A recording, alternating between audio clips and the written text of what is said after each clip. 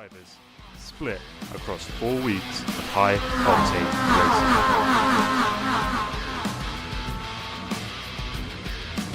Every corner counts, every point matters. All leading to one, crowning the British University Sim Racing Series champion.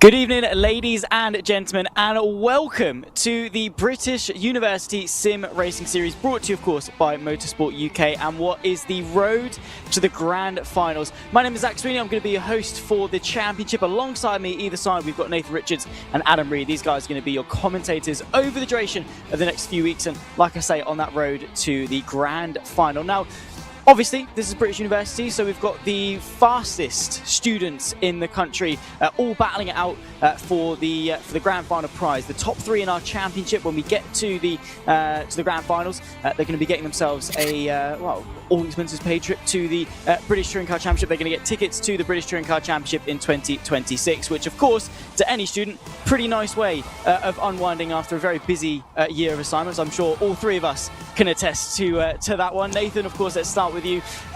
Talking about, obviously, the Sim Racing Series in of itself, the MX-5s, the style of racing that we're going to have, and the prizes we've got on offer. What are we going to expect? Chaos. The MX-5s themselves are always full of chaotic racing because you can race so close together, you can make moves constantly because they are quite small cars. And with the tracks we've got on offer, we have got a lot of those that are used in the rookie series in iRacing, and all of them are being free tracks. So I imagine most of our drivers have driven these tracks time and time again, so they'll be used to this combo. I think one of the most popular ones is Lime Rock with the MX-5. You know, it's very common. So I think heading into races like this, those that have driven the game a lot, they're going to have a big advantage here. But also, I think, you know, with over 12 drivers on the grid, there's lots of areas for others to try and just make their way up through consistency rather than all-out pace. Yeah, 100%. I think it's going to be that test, isn't it? I mean, over the next few weeks, the way it's going to work, we'll talk through the format in a minute, but of course, the next few weeks, you know, there's going to be a championship, but when we get to the Grand Finals, Adam, the points get reset to 0. So over the next few weeks, we're going to see who maybe is going to be the favourite, who's sort of setting themselves up above the rest. But on the 16th of April, all gloves are off, the points are reset to 0, and it's anyone's game. Yeah, hi Zach. This is going to be a really good championship to keep an eye out for. I think a lot of our competitors are really going to go all guns blazing. They're going to want to kind of reveal their cards early doors. You know, there's going to be no holding back when they go on the grid for Lime Rock. So really looking forward to seeing how that's going to go. But as you say, that points reset is going to be almost a reset of the mind as well. You know, you're really going to have to, you know, keep focused on what is about you, and also you're going to have previous kind of encounters with, you know, your competitors on track. So definitely one to keep out for, you know, especially some of the maybe rivals, especially if two drivers maybe get pretty close on track. So that for sure is going to be one to keep an eye out for. But overall, I think we're going to be seeing some really, really intense close racing, like Nathan just said. 100%. Well, let's take a look then at the format and how the points in the championship of this series is going to work. So, largely it's a drivers' championship. There is a teams' championship as well, but the focus and the prizes dealt out to the drivers. There is a point awarded for fastest lap, and there is a race control. So the drivers, they don't have full free reign. They do have a code of conduct they need to abide by. Of course, a win gets you 25 points, all the way down, of course, to 20th, getting you a single point. Now, the crucial thing here, Nathan, is the biggest gap in points is between first and second. There is a 3-point gap between first and second. Beyond that, it's 2, and then eventually trickles down to P1. So what that means is these drivers very much are rewarded for getting that race win. They're very much incentivized for pushing very hard, not settling for a second or third, and really taking those risks to get that points reward. Definitely, and I think, you know, what we see in most championships is we do see quite a disparity between the top 10. I mean, in, you know, the Formula 1 points system, for example, it's 25 points for first and 0 for 10th. Here, you go all the way down to 11 points for 10th. So there's only 14 points between first and 10th. So yes, being consistent is good, but you've got to be consistently good, not just in the points. You've got to be up there fighting for podiums and, of course, fighting for that race win. And I think, of course, we know that the points are going to be reset before we head into the Grand Finals. But I have a good idea that, you know, maybe the top 4 or 5 here they could be separated by 10 or 15 points by the time we get there. I mean, 100%. That's what we want. That's what we want, isn't it? Right? We want that close competition. Of course. Big shout out, by the way, to the guys at Nottingham Trent University. The whole championship, yes, fair enough, backed by Motorsport UK and using that experience, but the entire thing backed and run by students. So that's the great thing about this championship. The drivers are students, but also everyone behind the scenes are students as well. And Adam, of course, you know, us three, we just happen to be students ourselves as well. I think when we talk about exposure to industries and getting your foot in the door, this is probably one of the best ways that you can do that. Get that real world experience, run a championship for yourself. Yeah, indeed. You know, you're under so many eyes from amongst the people that are on that left-hand side. You know, of course, I know one person very, very closely up at Nottingham Trent University, so that's going to be very, very nice for him to overlook everything. But overall, these drivers will be getting that exposure. Like you say, it's going to be really, really critical. But yeah, just having a look at those point systems from my end, it's just one of those where, as you say, Nathan, you've got to be super, super consistent. You've got to be up in that maybe top 5, top 3 consistently to be able to maybe just extend your margin. And one slip up could cost you absolute dear. Yeah, absolutely. So let's take a look at the race schedule for today. So we've got 3 weeks. Each of those weeks, we're going to be having 3 circuits. Now, as Nathan alluded to, we'll be taking to Lime Rock Park first. We'll be taking to the Charlotte Roval and the Virginia International Raceway. Now, that's the north layout. The full layout is a lot longer than that one. Nathan, your thoughts then, I guess, on Lime Rock Park. When it comes to iRacing, the rookies events, you've got the MX5, Lime Rock Park. It's typically one of the first circuits that drivers on iRacing will be taken to in their careers. It is, and of the 2 laps we could have, they went for the hardest one, which is the 2 chicanes. Of course, you can get it with, I think, 1 chicane, either one, or you can get it with no chicanes, or of course, if we got here, both of the chicanes down at the back side of the circuit. That's going to be a challenge because there's very high curbs there, and with the MX-5s, very easy to unsettle over the curbs, but also it gives more braking zones, more opportunities for drivers to make those key overtakes, especially if you're a driver that maybe struggled in quali, but you know you have that race pace. Having more braking zones gives you more opportunities to push forward. But, you know, as I said earlier, like all the tracks we've got on our calendar, a lot of the drivers that are used to the rookie races, which we all start out at some point, they'll know Lime Rock Park like the back of their hands. So I'd expect a lot of chaos here. And I think one quick thing to mention as well is that long run down to turn 1. Slipstream is going to be a feature here, and that long run gives you always a good chance to go up the inside in towards that first braking zone. Adam, looking at the other 2 circuits as well, Charlotte Speedway and Virginia International Raceway, the thing that sort of strikes out to me is the difference in runoff. Lime Rock Park, Virginia, very tough, challenging circuits with very minimal margin for error. Charlotte Speedway, of course, a little bit more runoff, a little bit more room for error, and of course that run through the banking. Nathan just alluded to Slipstream. I mean, the challenges are absolutely there across all 3 circuits. You're right, absolutely. I'm really just having a look at Charlotte. It's such a technical track. You know, Lime Rock, as you say, is one that's always used in iRacing. But now you look at the last 2, and they're so technical. There's such difference about them. So for sure, our drivers will have to really kind of lock in for this one. Of course, we have the brand new 2025 version of the Charlotte Roval, where you can see the hairpin there just on that far right before you go onto the banking. And of course, that chicane up at the top there, that can cause some absolute chaos. And also, that will be the difference in momentum. If you can get a good run off that chicane, that will put you in a brilliant position for that final chicane, which again, as we alluded to, brilliant overtaking opportunities. Virginia, again, very technical in some of your corners. You've really got to be on the limits of this one. So if I had to tell the drivers anything, it would be confident around here. If you can get your confidence up, that would be honestly a gateway to being, especially on the podium. But again, there can be a win in the books there.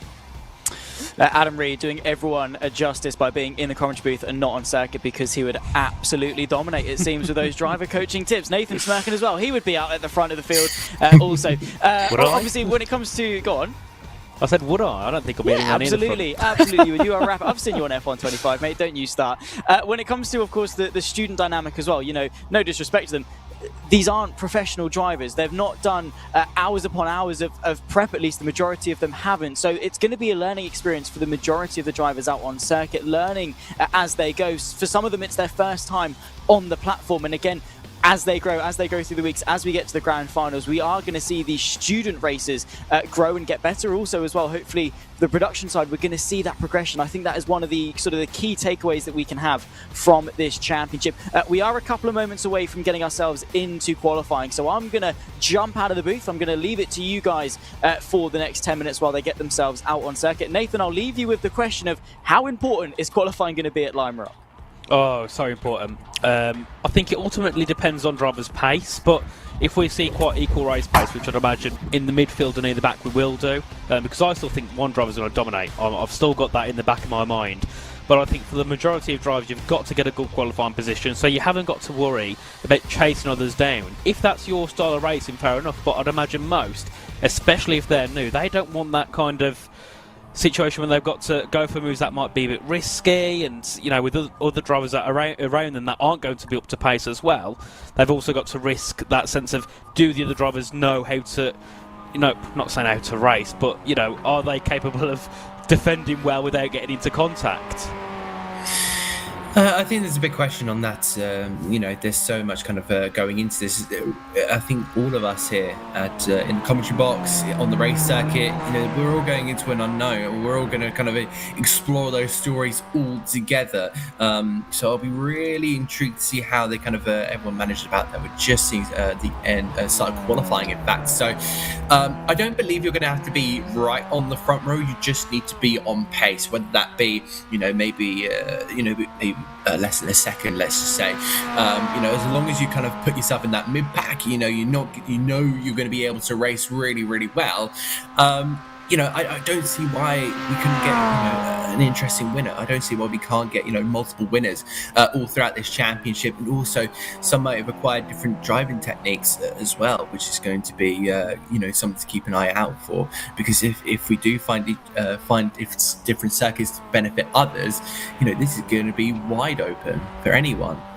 Yeah, definitely. I mean, just looking at the R rating, and for those of you that are new to R rating, that's kind of, you know, your esports, so your competitive rank, how good you are. Of course, Daniel Solon, who we can see on our screens here, 5.2k R rating. Now, that is quite good. I mean, I'm 1.7, so on the grand scheme of things, I'm not really up there. But 5.2k, he's definitely going to be a driver to watch out for.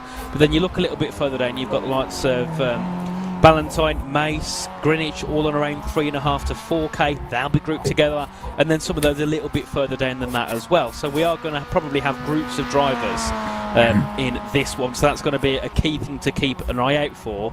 But then again, when you look at it, Adam, in some aspects, our rating doesn't mean everything, because of course contact and incidents, they all factor into your I rating, and a lot of the time it doesn't end up being your fault. But we do have our first lap times in, and it will be Malachi Greenwich to go to the top with a 104.906. Of course, tyres are just rubbering in now, Nathan, so they're really going to be able to get into the rhythm here, just get everything into kind of the optimal zone before they can then put, remember, 3 laps, of course, on the board, which is, you know, not a long time whatsoever. They've done, you know, a lot of minutes during the practice session, but qualifying is really kind of where the pressure is weighted on you like an anvil on your shoulders, and where you've got to really kind of perform at this point here. So I think a lot of our drivers will just kind of be feeling that little bit of etchiness. You know, they're really going to start to feel some sort of and a little bit of pressure on them to kind of perform, because I think a lot of the drivers out here are just probably saying to themselves, plan is, let's not finish last. I think that's kind of that's what a lot of 90% of sim racers say when they jump into a lobby like this. Yeah, that goes for me as well. Don't crash and don't finish last. Those are the 2 objectives for me in any sim race. As we do see a nice improvement there from Ballantyne, a 104.539. A really good lap from him there to take that provisional pole by 2.5 tenths to Malachi Greenwich, who found more time there. He's on a 104.9. Slight gap back to Solon as well. It's about, 9 thousandths between second and third. Very close there. Then, of course, Jack Mason 4th, followed by Fabian McCohen in 5th, Barath Sathish in P6, and then Mitchell Marie in the top 7 in them at the moment. A couple of cars yet to set their first laps on the board, but Ballantyne and Greenwich looking very, very quick up at the front here. Yeah, indeed. Some really strong drivers, and of course, like we alluded to earlier, as the guys at the top there have quite high in their I ratings. 4.2, 3.7, and a 5.2, and then you see more further down with McKeown and Sathish with 1.9 and 1.6. So. They're kind of grouping them together at the minute, but never say never. We now see one of our driver cams there that I think is our only Irishman in the field, Fabian McKeown, who's just heading over the line. He will now pull over to the side because that is his 3 laps done and dusted, and he'll only be on the 3rd row of the grid at best. We've still got a couple of more cars left to go. Remember, we've got a 10-minute time limit, which is currently counting down. So halfway through the session at this moment in time, we now see one of our drivers crossing the timing beam. I hope that this is a brand new driver, the number 12. That is still, I believe, Fabian McKeown, unless I'm wrong there. No, yeah, a few cars still to set their laps, of course. Even though it's a 10-minute qualifying session, you can't just keep going for, you can't just keep going for laps and laps and laps. You've only got 3 maximum, so once you've done your 3 laps, you'll be off into the pit lane, and that is you done for qualifying. And with it being a relatively short track, just in the 104s, most drivers will be heading their way back into the pit lane after the first 5 or 6 minutes. Then, if you made a mistake, sometimes you can kind of go back out and go for one last run. But it all depends on when you make those mistakes and incidents. As the car on track at the moment is car number 12, as I did have their number on me a minute ago, but they've disappeared somewhere, so we'll keep an eye on that shortly. But yes, we'll see what our final couple of drivers can do. But at the moment, it does seem that 104.5 for Ballantyne could be that pole position lap. Indeed. This is still 1 minute 4.539 to beat. I wonder, this car still Alexander has Hughes. a lap on IMS. It's Alexander Hughes, thank you very much. So it looks like it hasn't gotten a lap time, which makes me think he's exceeded track limits maybe throughout his laps. We'll see what happens in that time. But qualifying is done and dusted here at Lime Rock Park, and already we've got a couple of pointers to mention in that one. Nathan? Yes, indeed. A great start to the championship here. Of course, 4 tenths separates the top 2. And it's normally what you do get at the top end of any championship. There's normally going to be a driver that is a little bit above the rest. And that is Ballantyne at the moment. A really good lap there, a 104.539, and a few cars within 4 or 5 tenths behind. I mean, there's only a gap of less than a tenth between 3rd and 4th, so I'm sure they'll get involved and be fighting for that podium. As of course we won't have long until we get going underway for the first race of the evening. Of course, heading into this one here, Adam, it's a long run down towards turn 1, one of the longest I think we have from a standing start. So what are you expecting here from our drivers into turn 1? Is it more kind of just preparing yourself for not being hit from behind, or is it all go for it and just see what you can do in that first corner? I think for a lot of the drivers, I think it's going to be about patience as well. You're really looking for drivers just able to kind of keep themselves contained, not get too frustrated, because it's so easy to kind of send a car into a gap that maybe potentially is starting to close. So especially when these drivers are quite inexperienced. Say we're looking at quite low numbers compared to other drivers that I've seen in iRacing. So I could definitely see some great battling here, so don't kind of count that out. It's just about kind of keeping momentum, I think. So there's, it's still going to be plenty of factors. We now have a look at the grid. Nathan, take us through. Indeed. So heading into this one on pole, it will be Tom Ballantyne with a great lap to be ahead of Malachi Greenwich, who sits on the 2nd position on the 1st row. Then it's Daniel Solon in 3rd, ahead of Jack Mace in 4th on the 2nd row. Row 3, it's Fabian McKeown and Bharat Sathish in 6th place. And then we'll look at 7th to 9th, and it'll be Mitchell Murray in car 16 ahead of Alexander Hughes, and then of course Joel Purnell. Hughes and Purnell did not set a lap time in that qualifying session, so they've got to figure something out here heading into the race. But I'd imagine it will be a great battle between those up in our top 3, because there was only half a second separating them. Valentine, Greenwich and Solon, and of course with them being our highest iRacing drivers, we do expect a lot from those three. It won't be too long before we get our way into the racing, but you know what, any drivers on your mind, Adam, that you're looking into here?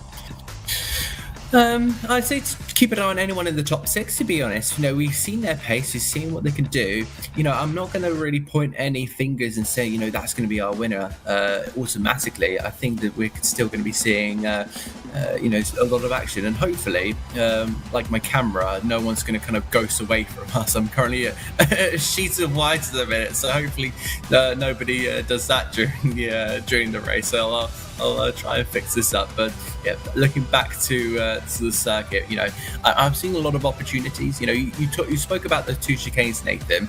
Do you think there's going to be opportunities there? Definitely. Even if there isn't, somebody will make one. I know that for sure. If you just send it from far enough back, someone will get scared and move and you can go through. They are horrible chicanes in qualifying, and then especially when it's going too wide, because the curves are like little hills. That's going to be interesting, especially on that first lap. But I'd imagine as the first couple of laps go on, the grid will start to spread out, and then you won't be needing to go for last-minute dive bombs into the chicane, as we can see here on our screens. Of course, the other layout, you can go up the hill. It's a bit more of a tight right, especially at the speed you'll be carrying, but that, I'd say, is a little bit easier to work your way through. So, of course, they've got the 2 chicanes to navigate as they head their way through this circuit. And as we can see, the beautiful track pan here around Lime Rock Park. It won't be too long until we get our way underway. Of course, we have got a couple of races later on as well this evening, so this isn't the only one of the evening. We've got Charlotte Roval and then the VIR to end off the day. So I think the only issue that we could get here with drivers is if they're new to the game, they've got to learn 3 tracks and they're going back to back to back here. They haven't got that much time to kind of fully get adjusted. Indeed. I think at the moment it's also kind of growing into the race. I think that's going to be something for our drivers, especially, you know, when you're quite inexperienced. I think if I was a driver coach for one of these drivers, I'll be telling them, just get yourself into the race, get yourself into a rhythm, really feel out what is going on around you, and then maybe try and move on from there, and then maybe you can sense how the race is going. But it looks like we are now going to the grid. You can see our wonderful 9 drivers about to go, and it looks like somebody hasn't got away. Is that going to be Fabian McCool? It looks like he's going to drop all the way to the back of the grid as the 5 red lights have gone out here and in towards turn 1. Tom Banzai will lead the way, but Daniel Solon looking pretty good there in second place. Early challenges will come pretty shortly in this one as they try to snake their way through the first couple of corners. Indeed, as here we can see Fabian McKeon in 4th place at the moment. He's gone a tad wide and just there clipping the grass, and that's the last thing you want to do in iRacing. Clipping the grass in these Mazdas is an absolute killer, and you can just see how much speed he's lost all the way down to the opening chicane. Of course, you can see Purnell making a move the same as well for Hughes trying to go through. And then up at the front we do have a battle between our leaders. It was Malachi Greenwich on the start. Not sure what happened, but he did not get going at all and was lucky not to be hit by the car behind him as they went off the start. So he's dropped down to 8th place and he's 2.5 seconds already away from 7th, as we do see our top 5 all make their way through. It's Ballantyne that leads, Solon 2nd, and then Jack Mace from 4th, starting to work his way up the field and only a couple of tenths away from getting ahead of Daniel Solon as they head down to turn 1 again. Let's see what Mace can do to try and put some pressure down. Absolutely right on board here with Jack Mace using the side camera. I think he's just trying to potentially look for a gap here. He's searching his options at the moment, but look at that. He's just trying to get into the wing mirrors here of Daniel Solon. You can do that in a Mazda. You just absolutely get in those wing mirrors. Really look potentially just opening up an opportunity. You can maybe force a nose down there. Here or there somewhere. I think Mitchell Marie at the moment is just trying to keep himself occupied. He's sitting back there like he's in a cinema watching all of this unfold. Yeah, nothing too crazy in these early stages. You know, you've got a long race ahead of you. So just kind of wait your opportunities out here. They head their way now down the hill and on towards the diving turn. Indeed, so through turn 11 they go once again. It's a 20-minute race. You're looking at around 18 to 19 laps here of racing because it is such a short lap time here. And there's Jack Mace once again all over the back of Daniel Solon down into turn 1. Lap times on the board, you can see top four, yeah, all within a couple of tenths there. 104.6 though is the fastest lap so far for Mitchell Murray, who sits in 4th at the moment. And here we can see again Jack Mace looking to go for a move, and with the way this track works and with it being quite wide, you've really got to cover off those attacking lines, and that's what Daniel Solon did brilliantly. Of course, lost time in doing so, but prevented a move from Jack Mace, as of course Ballantyne, who we're looking at the rear of, doing a great job so far at leading that race, as we could see there. Adam, from Jack Mace, hopping over the curbs, lost him a couple of tenths, and the car flew in the air for a moment. Yeah, you do not want to be doing that. So I think Jack Mace is going to learn from that, and he's going to take that on board with him, and then he'll try and potentially do something. But that is now given an advantage to Mitchell Murray after all of this. So the slipstream is now going to come into effect here for the orange striped car. He's now going to go very defensive as Mason's going to give a bump draft to the number 07 here. Will the 16 try and float it around the outside? No, there won't be any grip in that one. So it doesn't seem like that's going to be, that's not going to come up according to our timing screens. There was some mistake there for Alex Hughes near the back of the field. He's 8.5 seconds off at the moment, and that's only from P8. So not sure what's happened to Hughes. There's a tad wide there for Ballantyne, who still keeps that lead. But of course, whatever happened at turn 1, we did miss it, but Jack Mace has lost a hefty chunk of time there. 7 tenths back now from Daniel Solon as they head through in towards the back half of the lap, in towards 8, 9 and 10 at this second chicane. Of course, here is Daniel Solon in that blue and orange car, and then behind is the pink and black car of Jack Mace, and then behind him is the grey and orange striped car of Mitchell Murray. And then you have our second group of drivers with Barath Sathish ahead of Fabian McKeon and Joel Purnell, and then still in 8th place right at the back is Malachi Greenidge, and I'm not sure why he hasn't really put the pace in and caught up to those ahead. Hasn't gained time on Joel Purnell, so not sure if there's any issue there for Malachi Greenidge, as here is Daniel Solon looking to close down and make a move on Tom Ballantyne. And as the laps go on, it does seem that Solon here is looking a little bit more competitive.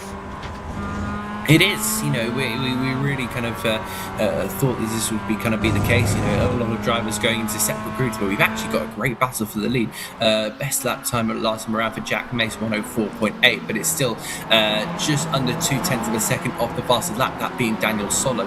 A lot of the front drivers taking the bump on that chicanes, but I've noted that Tom Ballantyne has managed to kind of thread his Mazda MX-5 through nicely every single time. He's not bouncing over the curb. He's not losing any form of momentum, and that's really positive here from our race leader. If he could just keep like that for the next 14.5 minutes, he should be good and golden. But now the slipstream will come into effect here for Daniel Solon. Will Solon potentially go for a move? I think he's just sitting back for now. He might not have the pace to match it either. Lap time last time around 1:05, so the top two 0.49, and off the track there goes Tom Ballantyne. That's massive, and he's in the tyre barrier there on the outside, I think. Has he hit anything? That's the big question. But now Jack Mace will try something here on the outside line. Daniel Solon will have to go defensive on this one.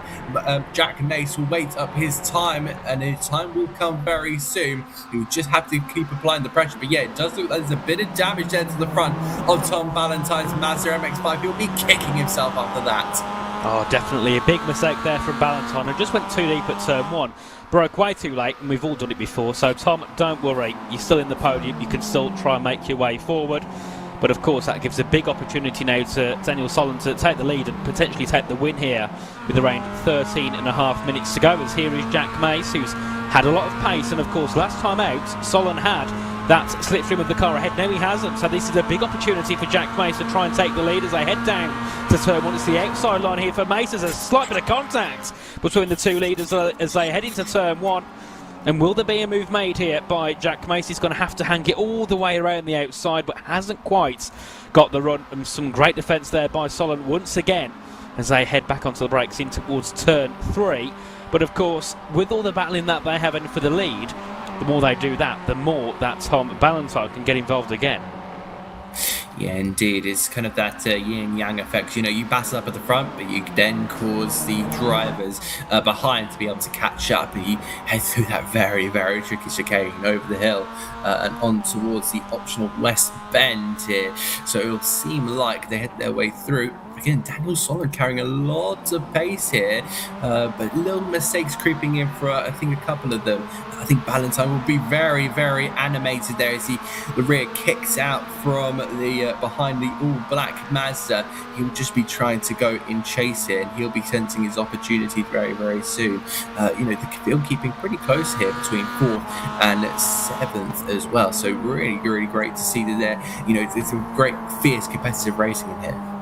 Definitely, as you can see, all that battling between Solon and Mace has brought Ballantyne back in it now. So we are going to have a three-way battle for the lead, I'd imagine, here. And of course, very easily we could see one or two of these cars end off into the grass. Very easy to do so when you're battling for the lead in these Mazdas. You've got to judge everything perfectly. As here is Jack Mace on the outside into the chicane, looking for a move, but has to back out through there. That's lost him time and given a great chance to Tom Ballantyne, who's on the outside now of Jack Mace. He went for an outside move. That didn't work, and now Ballantyne can look to go and retake another spot in this race. There's a slight bit of contact there as they make their way towards turns 9 and turn 10. And of course that allows Solon to run away. A slight dip into the grass there for Jack Mace, loses him some momentum. And now Tom Ballantyne back into second place, looking to charge back up for the lead he had earlier on, but has got a 1.1 second gap now to Daniel Solon, who we thought had decent pace. If he could just hold that pace, he himself could be looking to take this race win. But with 11 minutes to go and mistakes starting to creep in, anything could happen here with the top three. And of course, the more they battle, the more that the likes of Mitchell Murray and potentially Barath Sathish can get involved. Well, I was going to take a quote there from Murray Walker, but I'll have to edit it a bit. Anything can happen in Mazda MX-5 racing, and it usually does. Tom Ballantyne getting up to P2 there, and that's a brilliant effort from him. I think there's been battles all the way around, and here is Fabian McEwen, who had a bit of a dismal start to his race, dropped multiple positions, but as he cuts his way through the chicane, he's at the moment behind Sathish for P5 here. So the only Irishman in the field looks to just try and see if he can potentially get anything. We switch back to the helicopter camera of first, second, third, and look at this, Nathan. They're all in one shot, and how glorious is that? They'll head their way down the Sam Posey Straight here at Lime Rock Circuit, and then on towards Big Ben they go. Pretty good on the brakes, I'd say, there from Tom Ballantyne there. He seems confident, and that's what we love in Mazda MX-5. That's going to really haul him up to the front of the field once again. I think the one thing I've noticed is Tom Ballantyne brakes a lot later than the car ahead and car behind. Of course, that means he's got more confidence, but it also means he's going to be more prone to mistakes, like what we saw at turn 1 when he broke way too late and went straight on. So Ballantyne here, of course, has probably got a little bit more raw pace, but of course that comes as a consequence here as Malachi Greenwich not got off well. Of course, qualified second, brilliant qualifying, was 4/10 off pole, but he's now 4 seconds away, from Fabian McKeon in P6. So it's not going too smooth for him down in 7th place. As once again, Alex Hughes there, I think, running into an issue. He's 12.5 seconds back from Joel Purnell. As here we go once again back down to the first corner, and Ballantyne is 3/10 away from Daniel Solon, looking to take the lead, exactly like what we saw from Jack Mace when he tried to take the lead. He brought that gap down, he went to the outside, but Ballantyne goes to the inside into turn 1. It's side by side for the lead. Will Ballantyne retake that lead after going off a couple of laps ago? He certainly will, and Ballantyne undoubtedly is back up into the top spot in car number 66, and hopefully doesn't make the mistake at turn 1 again, because I'd imagine, being as he's worked that gap down from 2 seconds to retake the lead, he's certainly very comfortable up at the front. Yeah, indeed. Remember, these are fixed setup cars at this moment in time. Well, I say fixed at the moment in time for the entire championship. So that means for anyone that is new to iRacing, you have setups in your car. That means if there's a fixed setup of them, you cannot change anything about your car. You can't make it turn into corners. better. You can't change anything in the suspension or anything. It's just you and the car and your driver capability. So that will be absolutely kind of everything to go off in terms of potential driver check and driver changes. I think maybe just the brake bias, unless I'm very much mistaken in that one. I'm sure Nathan, you can correct me. But again, Daniel Solon still staying on the back here of Tom Ballantyne. Do not consider this done and over, folks. Indeed, as they continue on, and the gap's 4 tenths, and it's quite consistently at around 4 to 6 tenths between our top two, and that's just because of how good the slipstream is. I mean, down to turn one, you can gain 2 or 3 tenths rather easily, but because of that, it also means Jack Mace, who's 7 tenths back, will struggle to gain. There's a little bit wide there for Barasathish as they head down to the chicane. Could give Fabian McKeon a shot at going for a move in towards turn 5, 6 and 7, and you can see there hopping the curbs is Barath, and that gives him a really poor run out of the corner, and that now allows McKeon to open up a move as they head their way down towards turn number 8 and 9, and mistaken there, it's Mitchell Maria who thinks made the mistake because Barath Sathish is the one behind, so we'll see what he can do. Can he make the move now as they head into the final corner? It's going to be around the outside move here potentially for 4th place as they head back down to turn 1, and we'll see if Sathish can get the move done. Yeah, indeed. Looks like the 16 of Mitchell Marie is just going to stay on that inside line. He looks to have the upper hand in this one, but if Sashis can potentially try and go around the outside, it looks like he was trying to use the karting wet line, but of course in the dry that's not going to quite work. You're going to have a look up the inside of turn number 2. He's just going to stick the nose in, and that's exactly why he does it, because Mitchell Marie is now on that very much outside, but he's going to take a trip onto the grass there, go rally crossing, it seems like, and he's handed the place over to Fabian McKeown. So McKeown is now going to have an opportunity into this chicane. He's keeping his Mazda nice and clean compared to Satish, who unfortunately had to hand over a place on that one. But this battle has been nicely brewing over the last couple of laps here. It looks like Malachi Greenwich has also gone to the back of these two as well. The rear getting kicks out for a couple of cars in this quartet car battle. We'll head on towards the start-finish line, and that should kind of give you a sense of how quick this lap is. Indeed, and also we notice as well, something's happened to Jack Mace, who's now down in 9th, is a minute off, so I think he's had some excursion somewhere on track and has potentially ruined the car, because he's off and towed it back to the pit lane, I'd imagine, there, because he's down in 9th. And he's not setting any lap times out on track, so that does promote Mitchell Murray up into the podium spots as it seems, and they've got a decent 11-second gap back to 3rd, have the top two, Ballantyne and Solon. So we'll see these two still battling it out for 2nd place. And then, of course, looking behind, the battle for 3rd is between 4 drivers, Marie, McKeon, Sathish and Greenwich, who, of course, Malachi Greenwich was 4 seconds off. He's now 3 tenths back, so he's really put down the pace and caught up to those in that pack for 3rd and below, as you can see them all making their way through. Of course, Marie leading that train, Greenwich right at the back of that train in the blue and white car as they head out to the final corner, and a poor exit there for Fabian has allowed Barasathish to have a line down to turn 1 as Ballantyne and Solon are battling for the lead in towards the first corner they go. And Ballantyne still holds on to that one, but Daniel Solon yet again has got such a good run into the first corner. Ballantyne just has to make sure he can fend that one off well, as we do see now Sathish going a tad wide and potentially allowing a move to open up for Malachi Greenwich here. Indeed, pretty close battling there, and again looking on that inside line, and we already saw with Mitchell Marie on why that is done, but it kind of give you, if you're not careful, you can end up like Satish and giving over a place, as we saw. So some really, really good racing here so far. The close competitiveness is absolutely incredible, which is what we wanted to see, what we intended for this event, and that's exactly what we are getting in admitted groups.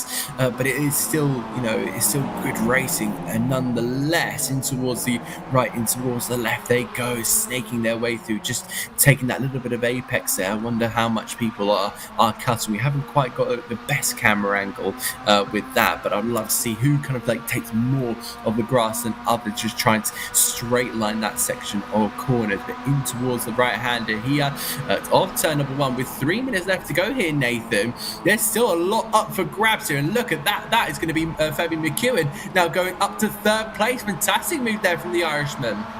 Indeed, a great move and up into third for the first time in this race for Fabian, as Mitchell Murray trying to fight back but hasn't quite got the run in towards turn 3 as they make their way out. The gap's back down to a couple of tenths of a second here, as Malachi Greenidge as well has also made the move ahead of Baron Sathish, so up into P5 now for Malachi.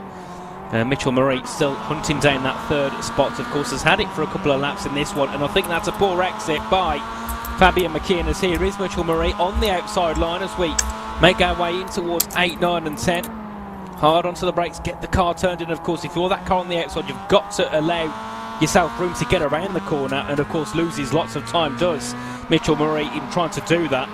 And once again, Baron Sathish back on the rear of Malachi Greenidge as they head their way back down to turn 1. 2 minutes to go, so it won't be long until we get the white flag here for racing. And Ballantyne still has that lead by 6 tenths to Daniel Solon.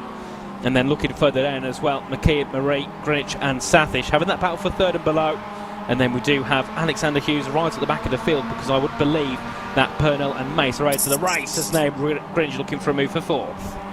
Oh, very aggressive there from Mitchell Murray. He was very much late on the brakes going in towards turn number 2, just wanting to maintain a position, but now he's put himself at a momentum disadvantage here. He's going to have to allow a bit of space there for Greenwich to try and operate on that outside line, which is exactly what he does in a fair manner. So good racing there from Mitchell Murray, but he will be looking at that podium kind of getting away from him, unfortunately, as well. So that will be that'll be absolutely horrible. Meanwhile, up at the front of the field with 1 minute and 20 seconds remaining, so we'll have 2 laps remaining. So don't go away, ladies and gentlemen, in this first race of the British University Sim Racing Series. We cut back here to Malachi Greenwich, who is looking to steal a P4 away here from Mitchell Murray, who's already had a bit of a tumble up in this race, but he's still managing to keep in a good position. Look at the steering, you're barely using any to just get into towards the corner. It's almost very similar to karting, where you don't have to use a lot of steering, just keep it minimal, and up the inside he goes. He's going to stick the nose in, but nothing doing just yet.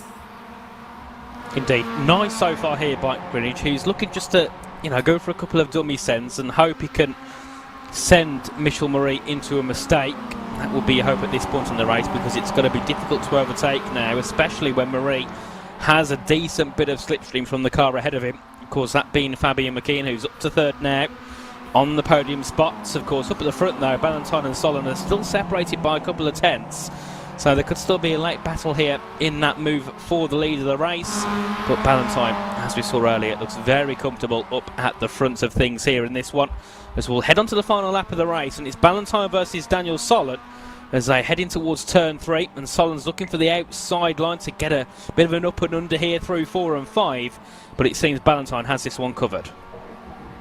Yeah, it does. It looks like no momentum disadvantage in this one. He's not kind of self-hurt himself, because that's going to be a big lunge there from Solon. He's going to make contact, just a little touch there sends Ballantyne over the curbs, and it looks like to me that was pretty aggressive from Solon, but he had to make the move in an attempt to go and win that race in towards the final chicane of this race. Again, nothing doing. It'll have to be a drag race down towards turn at number 1, down towards the line, and through the final corner they come. Tom Ballantyne has held off the competition, and he will take victory here at Lime Rock Park.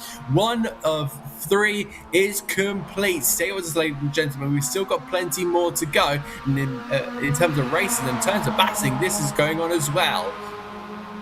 Indeed, as we can see here, the battle for third place, Murray, McKeon and Greenwich up to the line. Who will take third place here in the first race of the championship? It will be, I think, Malachi. It's got to be somebody, as it's making its way, the timing board there, throwing itself around. It was Fabian McKeon in the end who got third. It was Murray, it was Greenwich at a couple of points, but it was McKeon ahead of Murray, ahead of Greenwich.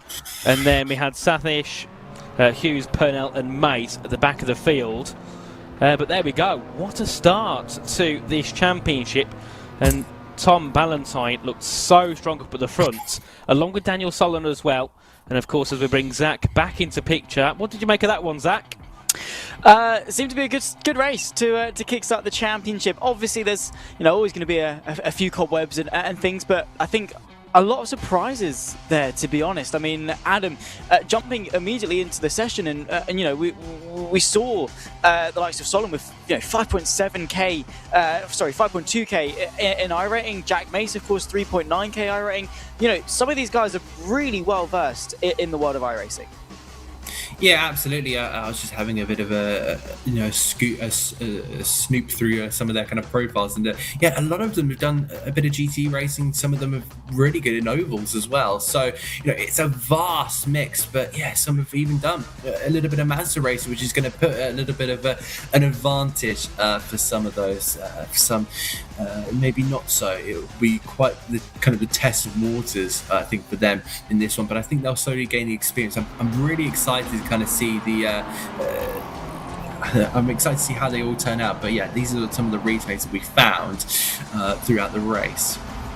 Yeah, so obviously we just caught there Tom Ballantyne going off, and he's a 4.2k iRated driver. Now Nathan, of course, immediately that sort of prompted this battle between Daniel Solon and Jack Mace. The both of them obviously getting a little bit close for comfort at times through turn number one. Of course, Jack Mace ultimately with DNF, but Ballantyne didn't waste any time after that mistake carving his way back into the battle. I think that's probably telling of his sort of experience in the game, and also as well the fact that these drivers, for some, it's probably going to be their first time encountering each other out there on circuit. They didn't waste any time getting to know each other. No, definitely not. And I think the top three proved why they've got quite a high R rating, at least, in terms of the casual scene. They battle very well. A lot of them kind of predicted what the other driver was going to do. And when an opportunity came, they went for it. Of course, Jack Mace went for that move on Daniel Solon as soon as Ballantyne went off and lost that lead. It was a big opportunity for him to go ahead. Of course, something happened and he dropped all the way down to the rear, and I think was out of the race by the end of it. But when he was there, he had a really good fight, and we can see as well the battle for third, as we did see a couple of cars running off at turn 4. But that's something we see quite often around Linebrock. Very easy to run wide, and of course the runoff here isn't concrete or something nice. It's grass, which in these cars is a killer. Yeah, evidently MX-5s, as per usual, they don't have too much grip, and as Adam was alluding to as well, fixed setup. So it's not even like you can sort of tailor it to your own needs. You sort of just get in the car, you drive it. There's no adjustments. And again, for the drivers, like Jack Mace, who's very familiar in the world of oval racing, to jump into these sorts of cars, Adam, I suppose for a lot of people, I mean, fair enough, maybe MX-5s are one of the first cars you jump into the world of iRacing, but if you are experienced, it's probably been quite a while since you've driven something as niche as the MX-5 Cup, so adaptability absolutely coming to the front here. Yeah, absolutely. You need that, and just seeing the finish there for third place, that was absolutely incredible. But as I said, Tom Ballantyne has done a mix of GT3s and doing a bit of mix of Mazdas. They say Jack Mace has done a bit of races. When you come to something like iRacing, you really need that kind of ability to jump into different cars and perform really well.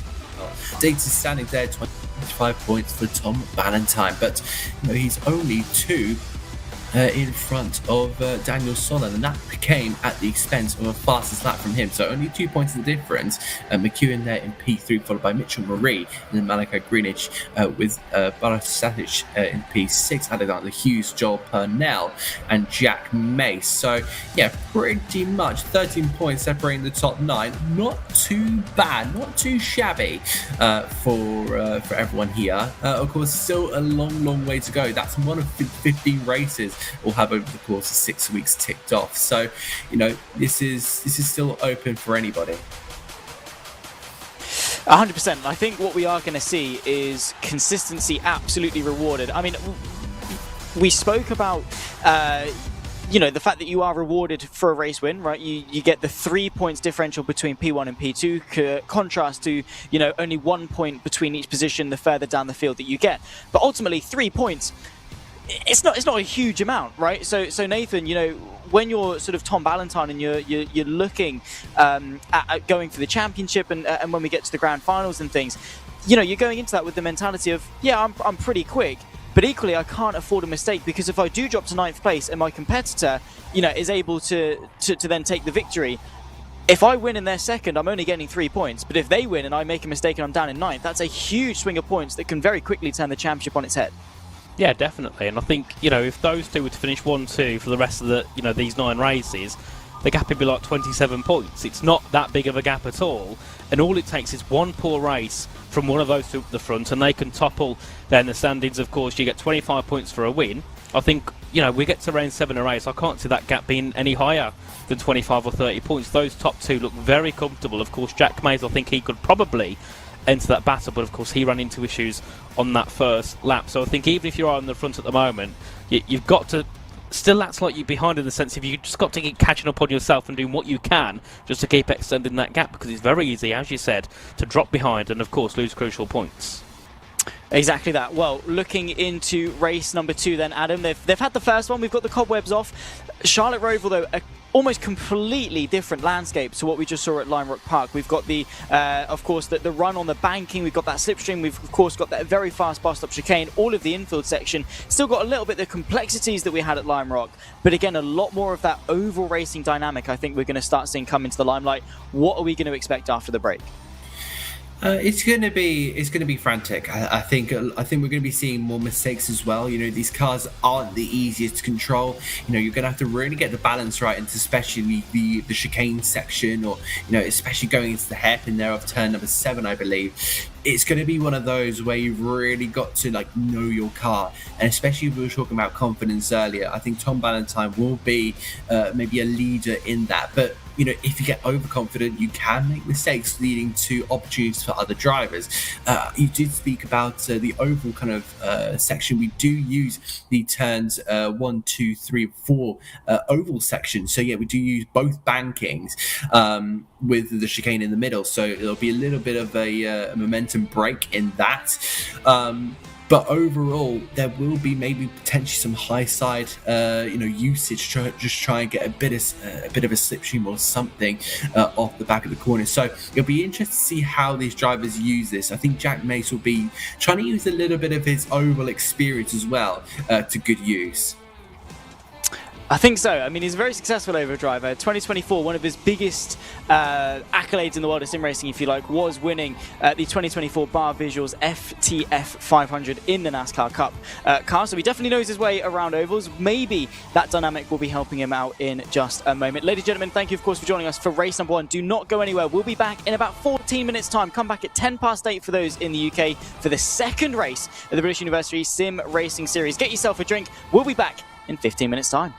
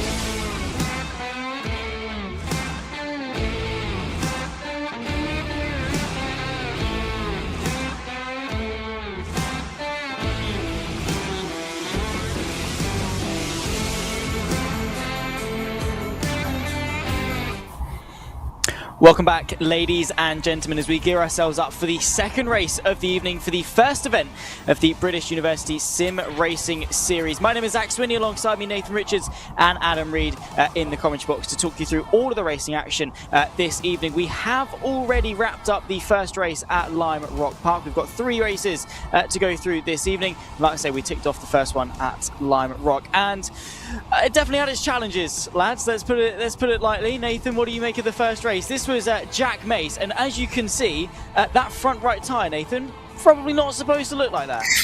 No, and that's the effects of the curbs around Lime Rock Park. Like I said, that chicane, it's a killer, and it will kill your car, and that's exactly what happened to Jack Mace. So, yes, make of that what you will. Of course, Charlotte Roval has big curves, but I don't think they're quite as damaging as this. They're just a little bit more longer sausage curbs, aren't they? Not big bricks.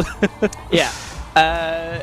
Yeah, Charlotte, I think a little bit more forgiving, Adam. So when we're looking into race number 2, and before the break we did speak about the challenges of Charlotte. Let's sort of go back over that. What are we kind of expecting? What are going to be the key differences that maybe could shake up the order when we go into race 2?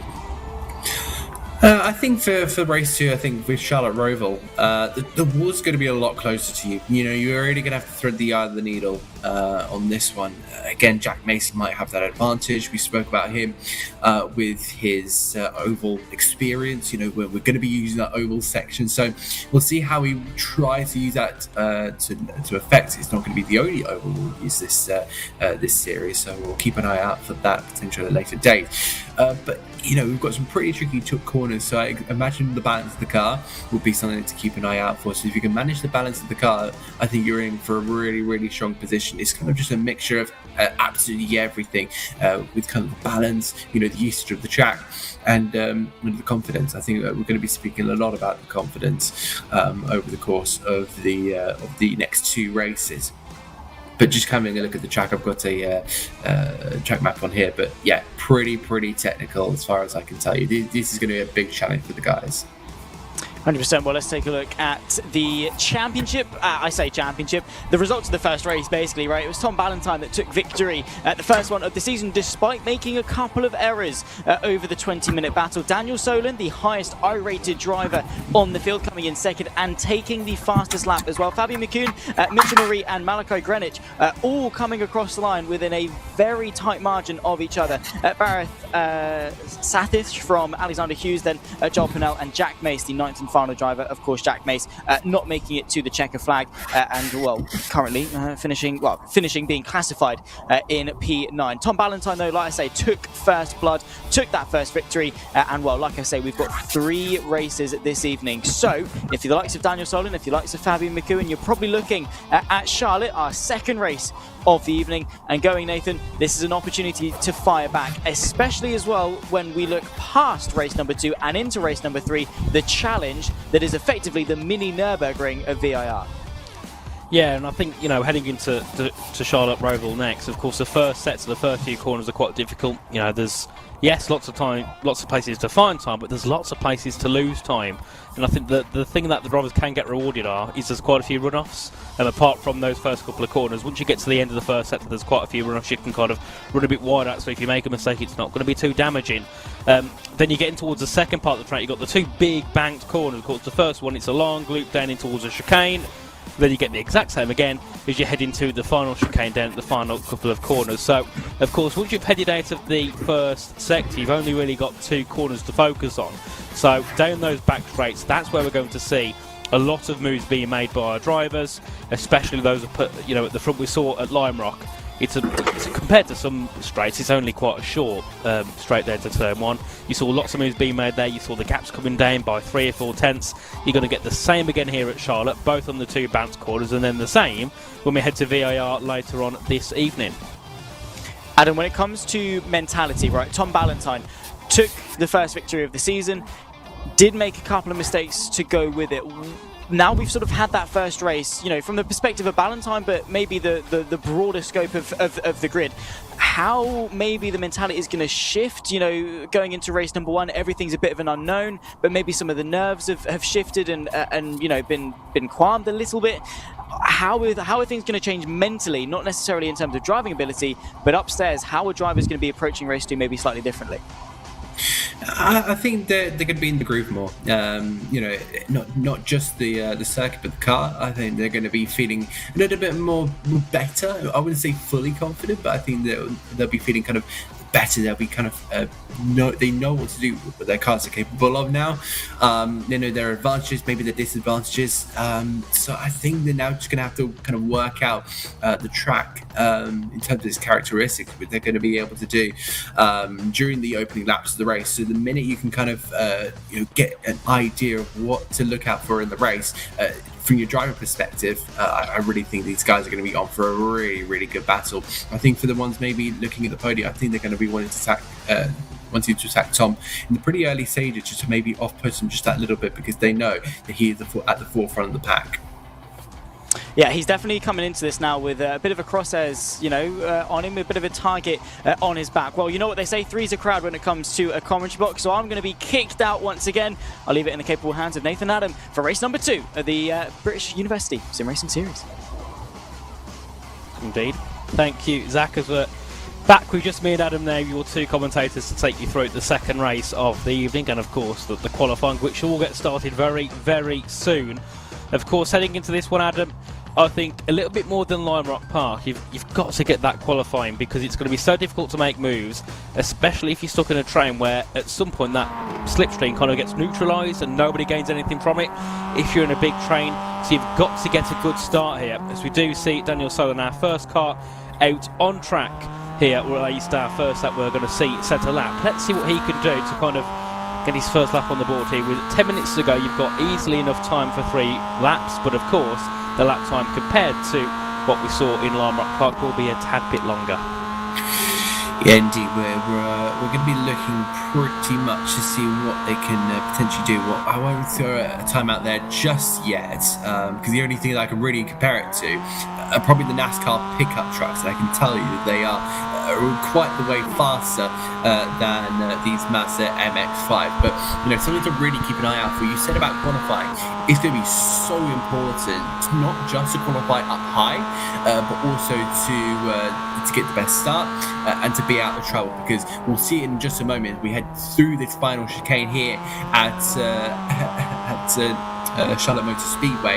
You go straight into a 90-degree left-hander right here. Look at that tyre barrier just there. It's pretty quick in these Mazdas. You're really going to be flying through, really scraping the barriers. So there's a lot of times to be gained through some of these corners, and taking the right lines is going to be extra critical, I think, in this case.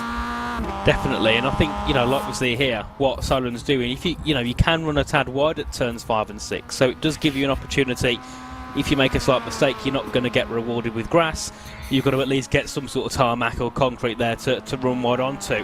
And that's another thing about this track. In a minute we'll see. Once we get down towards the chicane with Fabian McKeon, but you can run very wide in the chicane, as that's not what you should be doing at turn number 7. A little bit too deep on the brakes. The car slid into the corner. Of course, with a lack of grip, it wouldn't quite catch. It just went really wide. And of course, that's probably going to be a lap over. I'd imagine that would have been track limits. But we'll follow on here with Fabian McKeon, and we'll see once we get to the end of this first chicane down at turns 10, 11 and 12. How much of the track he can actually cut. So he heads onto the brakes to round the marker board of 2, get the car in through there, hop on the curbs, and then if he does what we expect him to do, you can cut all the way over towards the right, towards the first of the white lines. I think you might even be able to go a little bit further. So when we get to racing, yet again, we're going to see such wide parts of the track. You can get 3 or 4 wide there, so drivers will, at those points, be looking to make some opportunities. But then you head towards the second chicane at 15, 16 and 17. You go side by side through here, and I can guarantee you one of them is heading into the wall. Yeah, I've seen it before. There's been plenty of accidents down at that chicane. So, it's going to be something to keep an eye out for. I think Fabian McKeon has just gone and done the fast of that. But of course, he had that mistake in this early sector. Let's see how Tom takes this next sequence, because he's keeping pretty tight there to the left-hand side to open the corner up, hop over the sausage curbs and on towards the start-finish line, right up to the tire, up to the the outer barrier, the safer barrier they call it, over in the US of A. But Tom Valentine, brilliant stuff there, 135.0 to get himself kicked off in it. Has he broken his mirror? I think he's broken his mirror already. So he continues on. Of course, not the best start for number 7 if that's the case, but of course Valentine up in the lead at the moment in the qualifying by 0.6 to Michel Marie, another 2 seconds back to Fabian McKeon, and as we expected, a way more difficult track for these drivers. Only 4 of them at the moment at the halfway point of the session have got lap times on the board, so we'll have to keep an eye on what they're going to do as the session continues on. Of course, more of them will be getting their first lap times on the board here as we make our way down towards the 10, 11 and 12 chicane. Of course, here with Jack Mace, who we saw had that issue in the first race, of course, cost him heavily and dropped him down to 9th place, of course, still taking 12 points, but it could have been a possible 20 plus for Mace. But of course, it's the perfect thing to do, Adam, in that situation. He's bounced back straight away, and let's see what he can do in this second qualifying. Can he try and go back up to the top here? Yeah, that's going to be in the back of his mind. He's going to be, I think he's got the capability to just put something like that at the back of his mind, and he can go on forward to potentially a circuit that he may know a little bit better. May not be on the Roval layout, but as a speedway, it's a super speedway, he knows that. Look at that! Oh, barrier as well there. Unfortunately for one of the blue cars, that's going to be pretty unfortunate there, but zooming their way on towards the turn 3 and 4 banking. Well, I should really kind of say it's normal corner turn 13 and 14 on the Roval layout, and it looks like they're going to come to a stop there because they're not happy with their lap time, and still a couple more to go. 4 minutes left of this session here, Nathan, and it's at the moment advantage Tom Valentine. Indeed, and once again, Valentine looking very quick here at the start of qualifying, and I'd imagine, you know, with the sorts of gaps he has back towards even P4, it's a second, it's 0.6 back to second. You'd imagine here he's kind of got that pole position covered up. As we can see, a couple more cars looking to try and set lap times here. Car 51, of course, that being Barath Sathish, who had a decent first race, of course got a few points on the board, but we'll be looking to try and go even higher. Of course, was one of those in that battle for the 3rd spots in Lime Rock, and I think finished 4th in all of that. Massino makes his way through the final couple of corners. 8 of turn 17 up to the line. What can he set on the board? I don't know if it's going to be a competitive time. It will be decent, but only puts him P6. A couple of tenths though, he'd be in 3rd. So decent so far from Barath, as that's Alex Hughes into the barriers at the chicane, and you know we see that quite often, don't we, Adam? Very easy to make a mistake there. It is, and that's one of the dangers here at the Charlotte Roval. You know, you really got to not just be cautious, but take care of your car.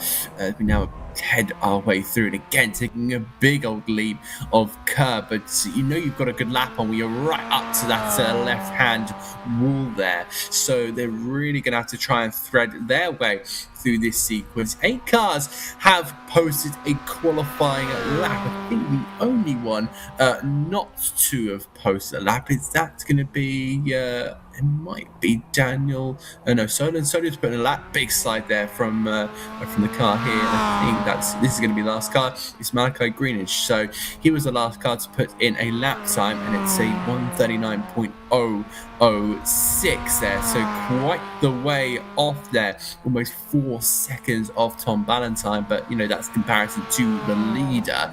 But if he can get a clean lap, then that will be pretty critical. Exactly what he needs to do.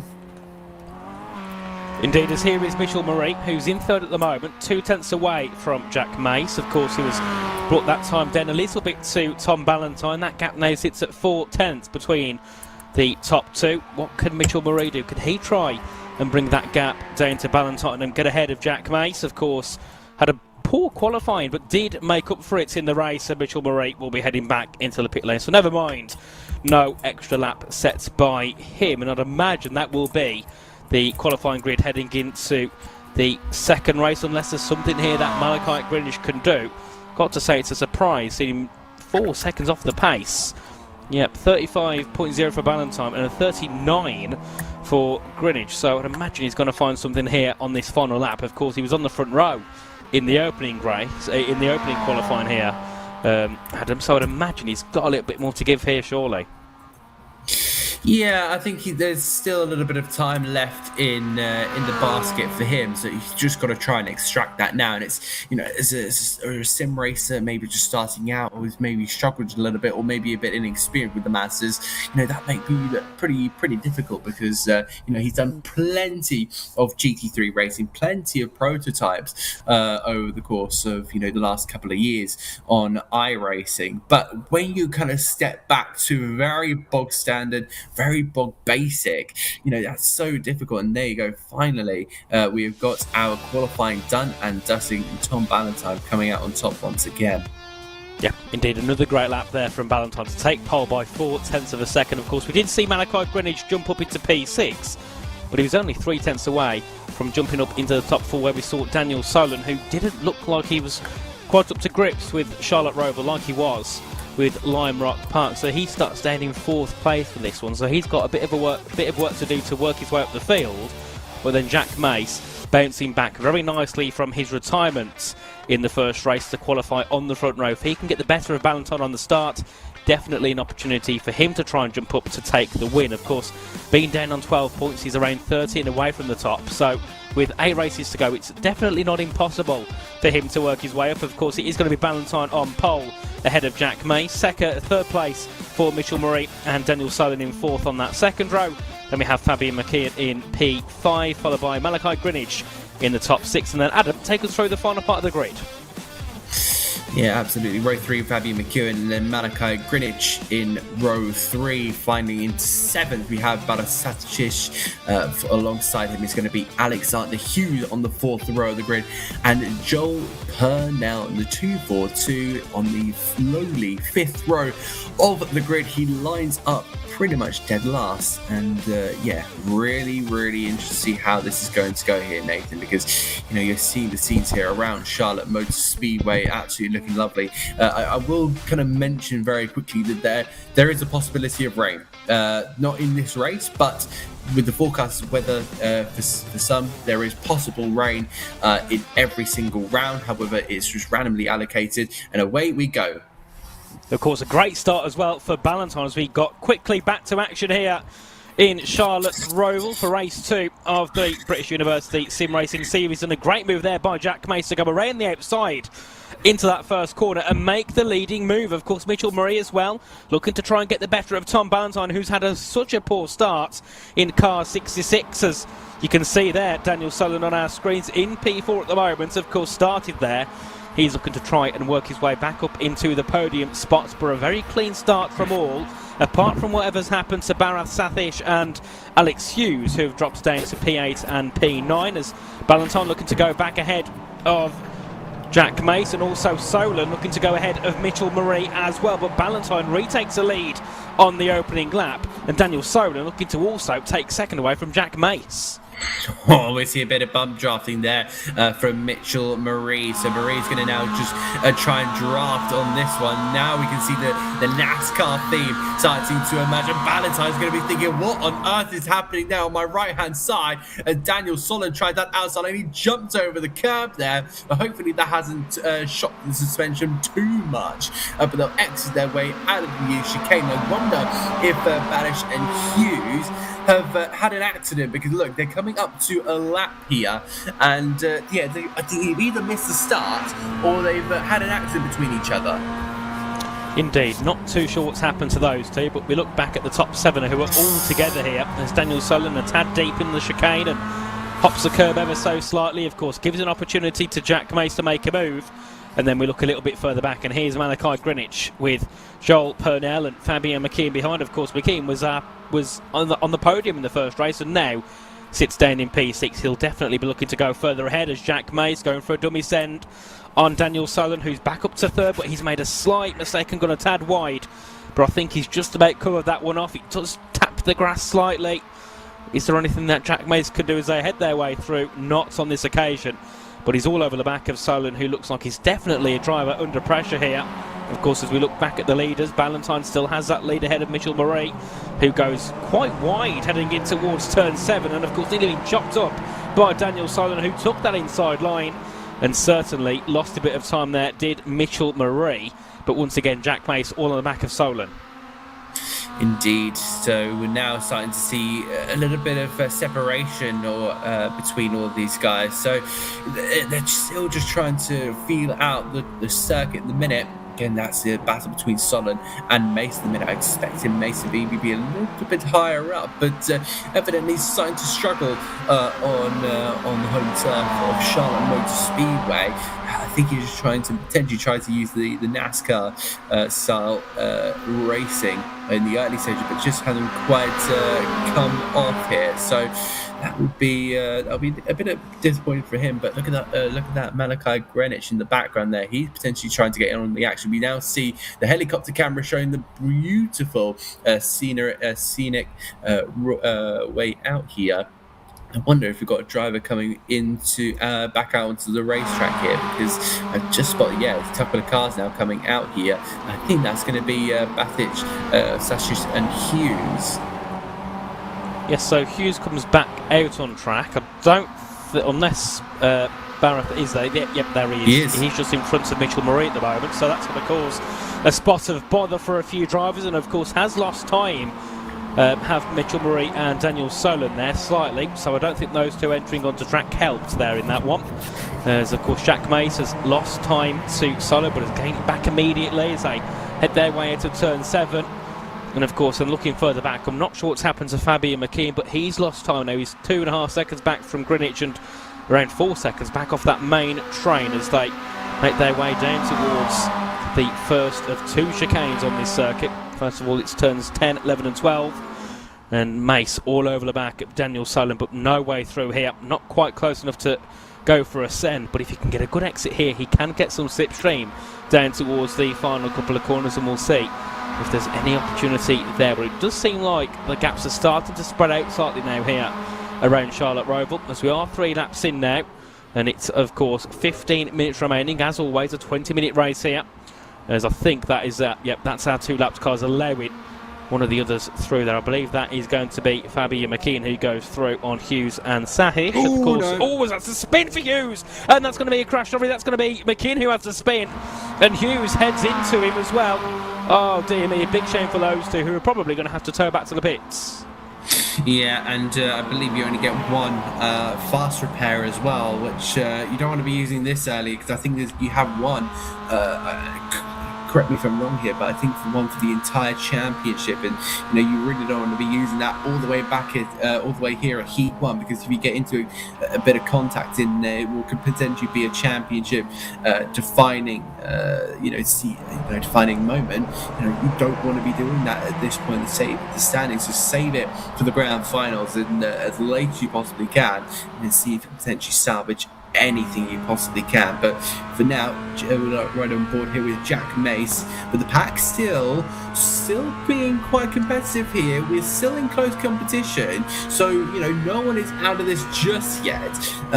Just have to see what the momentum looks like. It's Tom Ballantyne still with that fastest lap. That is something to keep a note of. But green fast laps for Marie and Mace last time around. Yeah, definitely, and you can see there, of course, McKean and Sathish are back in the pit lane. Hughes as well. Of course, it was those two that had the crash, McKean and Hughes.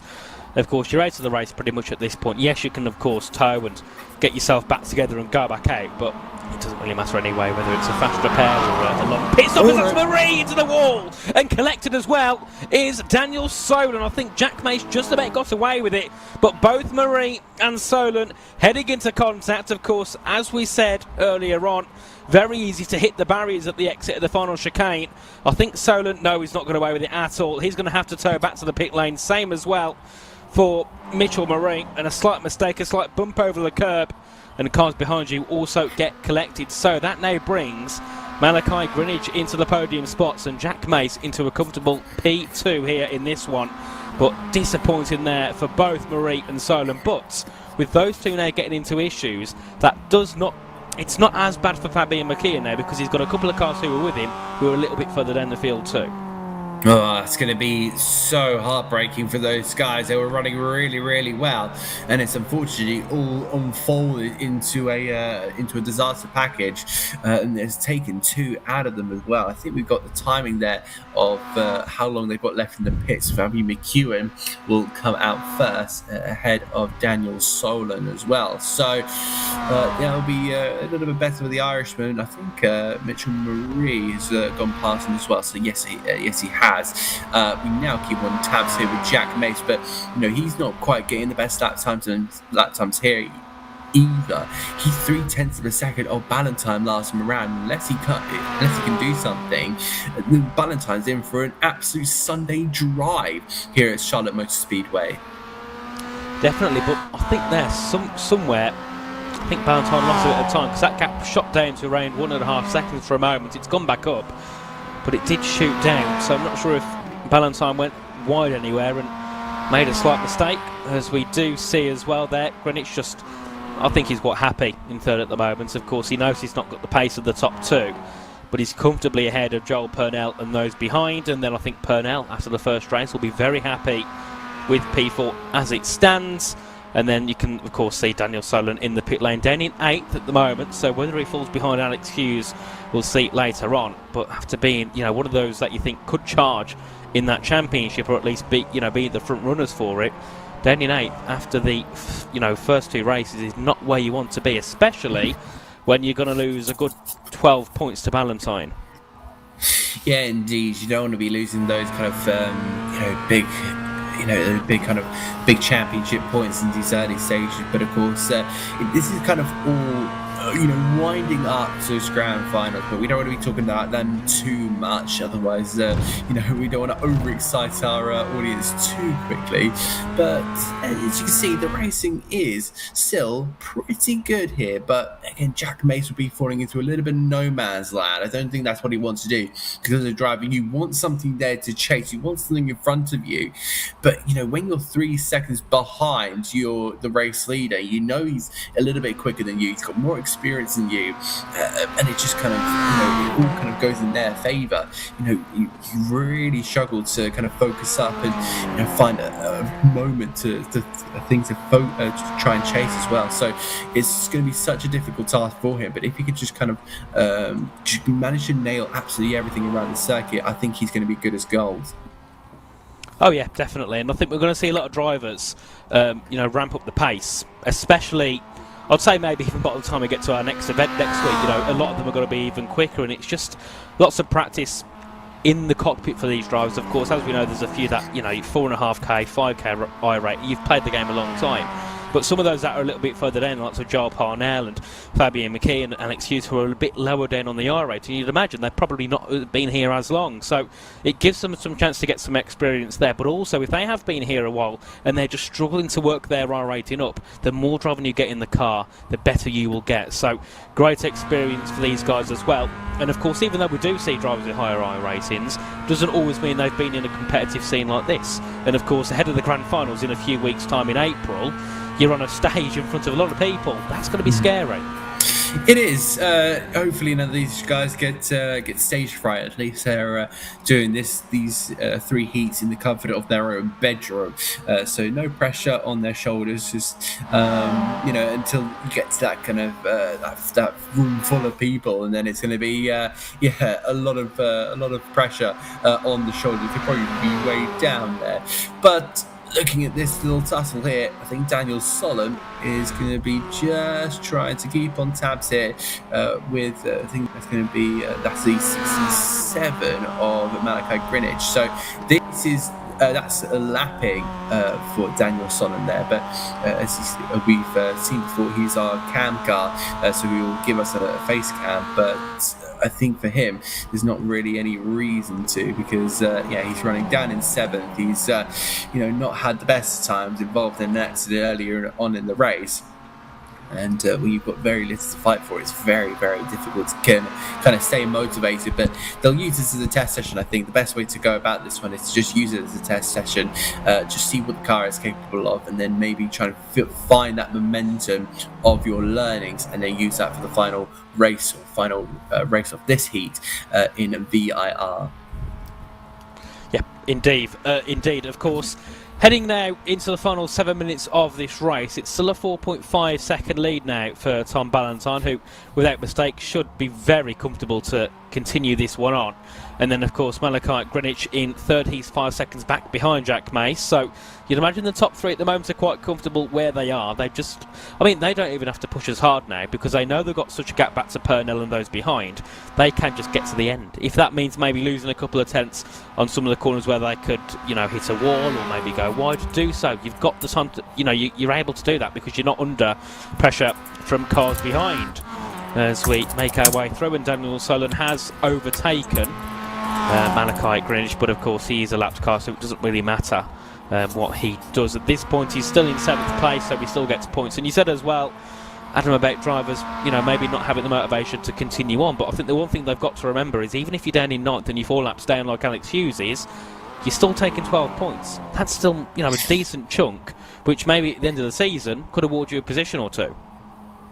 You could. I think you're right about that. You know, I think the main kind of struggle there is the struggle to push on. You know, when you're basically almost chasing thin air at that point. Oh, we've got a bit of an error there from Mitchell Marie. So Marie's had a bit of a tank slapper over the chicane. I wonder if he's hit kind of the right sausage curb completely wrong, and that sent the car into a bit of an unsettling tank slapper. Very, very good job from him to keep the car straight. And again, he's still attacking those cabs like there is no tomorrow. With 6 minutes left of this race, whilst it has kind of died down just that little bit, you know, there's still some troubles out on the racetrack. So everyone's still got to keep focused for the next 5 minutes, 40 seconds. Definitely. And yes, as we continue on, I think Hughes must be back in the pit lane still. Being as they are now 5 laps down. So I'd imagine just seeing this one out of the pit lane with 5 minutes to go, 3/4 of the way through of this race, and it is still Ballantyne that has the lead, and the gap has extended quite heavily to Jack Mace and Malachi Greenwich on the past couple of laps. I'd imagine if the gap shot up between just Ballantyne and Mace, maybe Mace made a mistake, but the gap to Greenwich has also shot up as well, so I'd imagine Tom Ballantyne has really put the pace down. Did a 35.1 as his fastest lap, and it was a 35.9 as his last lap, a second and a half quicker than Jack Mace. So, I mean, Tom Ballantyne once again flying, and a little bit like what I said to yourself and Zach earlier on, was that you're probably going to get one driver, or maybe 2 drivers, that fly away. Early on we can see this is probably going to be Tom Ballantyne, who is flying up at the front. Of course, Jack Mace is probably going to be one of those who you're expecting to finish 2nd and 3rd in most races, but also fighting for a win on occasion. But yeah, Ballantyne at the moment is definitely the best of everybody, and heading into this one will be sitting on 50 points. Indeed, you know, he'll be really, really happy, I think, with the points he's going to be grabbing from this. Again, Malachi Greenwich, I'm sure, is going to be beaming with pride at the fact that he is, you know, running in a podium position, and he's not going to want to let that go. Lap time last time around was actually 9/10 of a second quicker than Jack Mace. So if he can continue at this pace, maybe he will have something to fight at the end of this, but he's going to have to rely on a Jack Mace mistake, whilst we see out in the wilderness, but in a very good wilderness, is Tom Ballantyne. 1 minute 35.127 was his fastest lap, and he's just plugging in the laps, and it is very, very impressive to see. And I don't see him slowing down anytime soon, because, you know, yes, he has got that 7.5 second lead. You know, you don't want to throw in some barriers, but also, you know, why not stunt on the rest of the field whilst you can. Indeed, as we can see as well, Barrow Sathich is actually bringing the gap down to Daniel Solon, so I'm not sure if Solon's made a mistake somewhere, but that gap is starting to come down for P7 and P8, and you might be thinking, oh, it's only back of the field, they're how many seconds off the front? There's still points on the cards for those down there, as here is Joel Purnell, who's had a very quiet race in 4th, of course. It was down in P7, but of course you've had Marie, McKeon and Solon, who've all got into their own issues, and that's brought Joel Purnell up to 4th place, who's looking very strong to get a decent result here in this first race after not the best results in the opening one. As here is Tom Ballantyne, our race leader, who is flying, and that's probably a bit too much curb for Ballantyne, but I think with the gap he's got, I don't think he's too bothered if he makes a mistake here or there, as the gap is now 7.7 seconds with 2 minutes and 33 seconds to go, so not long before we come to the end of this one. I think we might have 2 more laps after this, as here we go on board with Jack Mace. Yeah, indeed. He's still just trying to negotiate some bits of the corner. I think also Ballantyne's made a mistake somewhere. I think that gap just came down to 4.5 seconds at one stage, but it's coming back up to 8 seconds. So I think that might be just intervals being counted for a split second there. So that will happen over the timing being, and they'll kind of continue as such. Again, not really seeing any key battles out on the track. Currently, the smallest is kind of that Mace Greenwich battle for second place, and even then Malachi Greenwich still trying to get to grips with the race car. We now hit 1 minute and 30 seconds left on the clock, so this will be 2 laps to go. We'll round off to the to the line, and then it'll be the white flag lap signifying the final lap of the race here at Charlotte Motor Speedway. I think for some here, Nathan, they will be happy to see it compared to others. Yes, definitely. I think the good thing is there's no rain, which is the last thing the drivers want, especially around this circuit. Rain is definitely not what you want on the radar, and luckily it's been dry so far. I'd imagine we'll have a wet race, maybe if it's selected as on. We might have one somewhere later in the season, but I don't think we'll get one at VIR either. I think it should be dry there, as we do see Fabian McKeon here in 6th at the moment, looking to start his final lap. And of course here we have the leaders of Ballantyne and Jack Mace. I'd imagine they'll look to go for one more in this one as we head on to the final lap. Here is Jack Mace, behind him is Daniel Solon, and I think it just proves as well, if Solon didn't have that issue, he would have easily been fighting for P2 here. Yeah, he would. I think it's just kind of the confidence. I've said it before and I'll say it again. It's kind of a confidence thing. You know, Tom Ballantyne, he's been in these Mazdas before. He's been, in a really, really strong position. I think he's kind of got the best out of this car. I think that, he's maybe arguably heads and shoulders above everyone else this race. So he's definitely been one of those guys that has just been, abundantly clear. But, you've got to give credit to the rest of the drivers like Jack Mace, like Malachi Greenwich, who's managed to A, stay out of trouble, and B, race their race. So, you've really got to keep an eye on absolutely kind of everyone for that fact. And there is Alex Hughes, who's he's been in the wars, to say the least. The front is not quite what you would hope for at the end of a race. If I saw that, I think, yeah, that's not, that's not ideal whatsoever. But overall, this battle still continues to rage on. But we do have a winner to crown here, Nathan. Indeed we do. Tom Ballantyne, as we can just see Jack Mace there being overtaken by the lap car of Daniel Solon. Hopefully it doesn't cause him many issues. But we'll switch back to our race leader, Tom Ballantyne, who is now making his way through into the final corners to claim victory here in the second race of the evening. It's Tom Ballantyne that crosses the line and takes the checkered flag, and here is second place Jack Mace, who's just making his way through the final corner as well. He crosses the line in P2 for a podium after 9th in the first race, and then Malachi Greenwich will come across the line as well to claim his first podium. It wasn't the best result in race one despite a front row. He qualified near the back here in this one, but he crosses the line to finish third, and next will be Joel Purnell. But it's Ballantyne, Mace, Greenwich, your top three. Indeed, and they'll be very, very happy with their points. And again, Tom Ballantyne just opens up and bridges that gap at the top of the standing. Joe Purnell will come home in P4. A brilliant result for the man from Falmouth in Cornwall. We now look back here to our cameras. Welcome back, Zach. That was a pretty chaotic race, I think, especially in that first half, don't you think? Yeah, Charlotte Roval doesn't ever not deliver, in the sense that it always delivers with some pretty decent racing. It was a good one to watch from the sidelines. Obviously, second race of the evening, think people may be getting a little bit comfortable at some points, and that may be a little bit of complacency rolling in, a lack of consistency, and some pretty, touchy mistakes coming in. We saw a couple of times some pretty substantial incidents, people obviously towing back to the pit lane, spins, running wide at the hairpin. Nathan, I mean, what were some of maybe the biggest challenges and your takeaways from race number 2?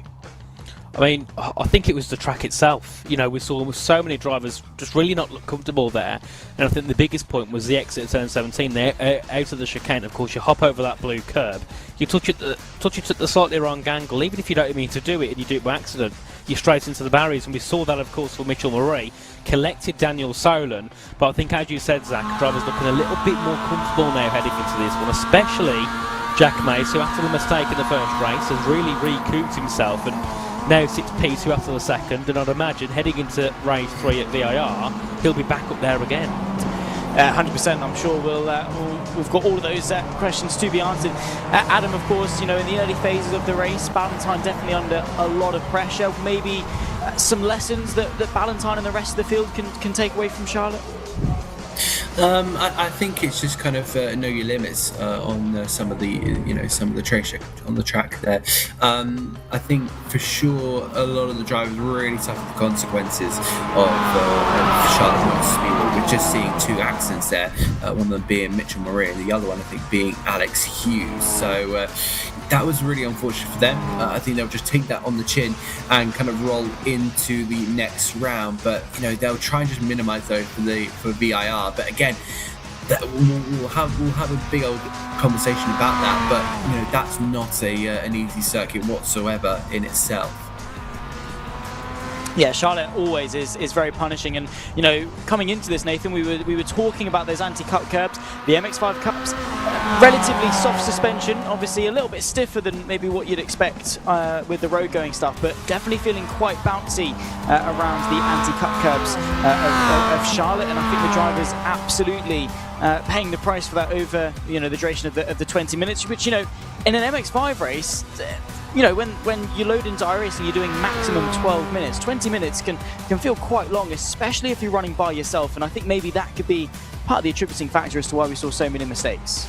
Definitely. And I think, if you're the likes of, Mitchell Murray and Daniel Solon, well, obviously, for Solon didn't make a mistake, but Murray did. You drop down the field. You've just got to kind of work your way back up into some form, and of course you're then going to be annoyed with yourself, and once you get annoyed and angry, that makes you drive more angry, and we know that doesn't always work out well. But here are the race standings. Indeed so after race number 2, it's 2 from 2 for Tom Ballantyne, 51 points he now sits, and 14 clear of Daniel Solon on 37. Malachi Greenwich though, he is only 1 point behind Daniel. Fabian McCohen only 1 point behind that. Mitchell Murray only 1 point behind that. Jack Mace tied with Joel Pinnell and Bareth Sathich from Alexander Hughes as well on 26. So if you count out Tom Ballantyne, pretty close championship all in all. Of course, Adam, I know we've got plenty of racing up until the grand finals, and then of course the great reset that comes from it. But if you're Tom Ballantyne, I mean, surely you're feeling on top of the world with how close the point scores are. To go 2 from 2 and have a 14-point gap going into the last race of the evening, you must be feeling pretty chuffed. Absolutely. I think any driver in that position will, be really taking that in their stride. This championship isn't easy, but Tom Ballantyne is doing his absolute utmost to make it look like that. But he is human. But I tell you now, he is human. So there will be opportunity for him to make mistakes, make errors. How costly will those errors is another question we'll have to find out in the heats coming up. But overall, he's in such a solid position. I think as long as he keeps relaxed and doesn't think about the grand finals, you're absolutely good to go. Well, ladies and gentlemen, race 2 in the books. We've got one more race, one more showdown for the first event of 3 for the British University Sim Racing Series. Join us back in about 15 minutes' time, 10 past 9 for those in the UK. We're going to take a bit of a break, and we'll see you back for VIR.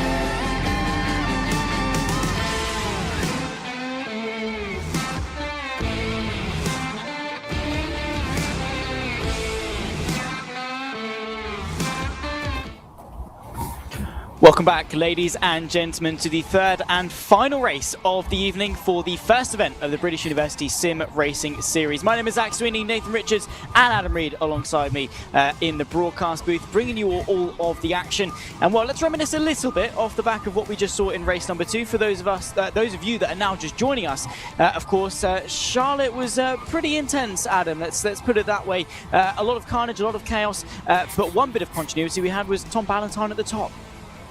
Yeah, absolutely. You know, a lot of carnage. I think we all expected that, knowing kind of the nature of the circuit, you know, the tight walls, you know, the unknown in that factor, and you know, it's still the first heat. I think maybe, as you said, Zach, I think some of the drivers still dusting off the cobblers just that little bit. So.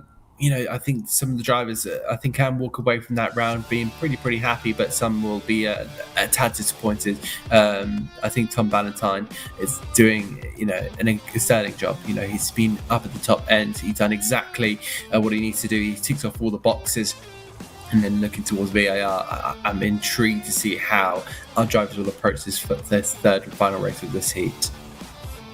Well, let's have a look at the standings off the back of race number 2. Tom Ballantyne, 2 from 2 in terms of points. 14 clear of Daniel Solon, who himself is only 1 point clear of Malachi Greenwich. Of course, Fabian McCohen, 1 point behind that. Mitchell Marie and Jack Mace tied on points from Joel Bennell and Barris Stathich from Alexander Hughes in 9th. And provisionally last. Of course, if you are a university student and you're tuning into this and you want to get involved, of course, there's plenty of space on the grid in that battle towards the grand finals on the 16th of April. Of course, the top 3 in the championship get themselves tickets to a British touring car round in 2026 of their choice. And well, of course, British touring cars all over the UK, so no matter where you're living, you're probably going to have a circuit relatively close to you, so you can go and see some fantastic action with the British touring cars, in and amongst, of course, all of the other support series with the touring cars as well. I know, Adam, you're a frequent visitor of the touring car paddock. You were there when Tom Ingram was crowned off the back end of 2025. It's a pretty decent experience.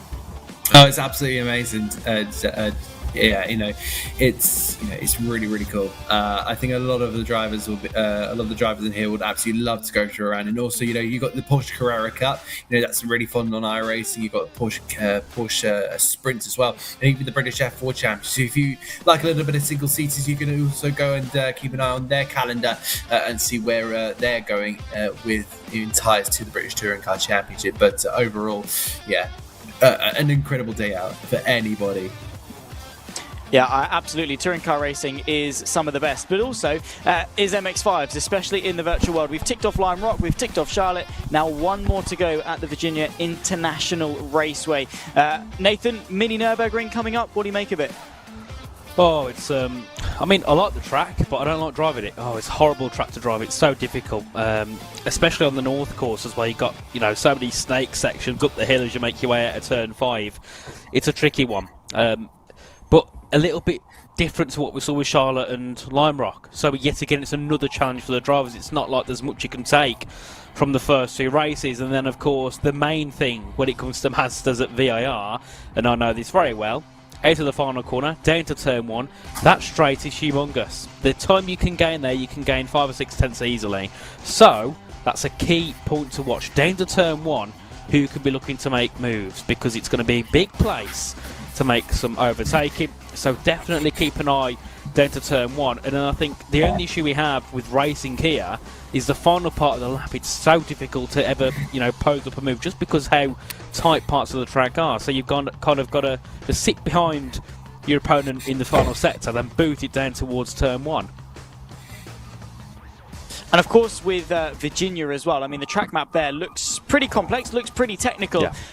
But there's also the element of undulation and a lot of squiggly sections as well, where you're going uphill over crests, but equally, you know, where you're going downhill and into compressions. And in a car like the MX-5, Adam, where you don't have that aerodynamic assistance, where you are relying quite heavily on the mechanical grip from the tyres. I know a lot of the students, mechanical engineering students, they'll know this concept very, very well. But obviously trying to maximise the grip, you know, where they're losing it over the crests, where the car is physically lifting up, and then trying to maximise it through the compressions, utilising the undulation and the camber of the circuit is going to be absolutely vital to extracting lap time around Virginia. It is. It's going to be such a difficult circuit, I think, especially kind of, those winding sections, trying to look for an overtaking opportunity. It'll be a game of patience. It'll be a game of pressure. I think you've got to have a little bit of resistance on you. You've got to really withstand the pressure from behind. You've got to really be able to open up your eyes and really see the gaps in front.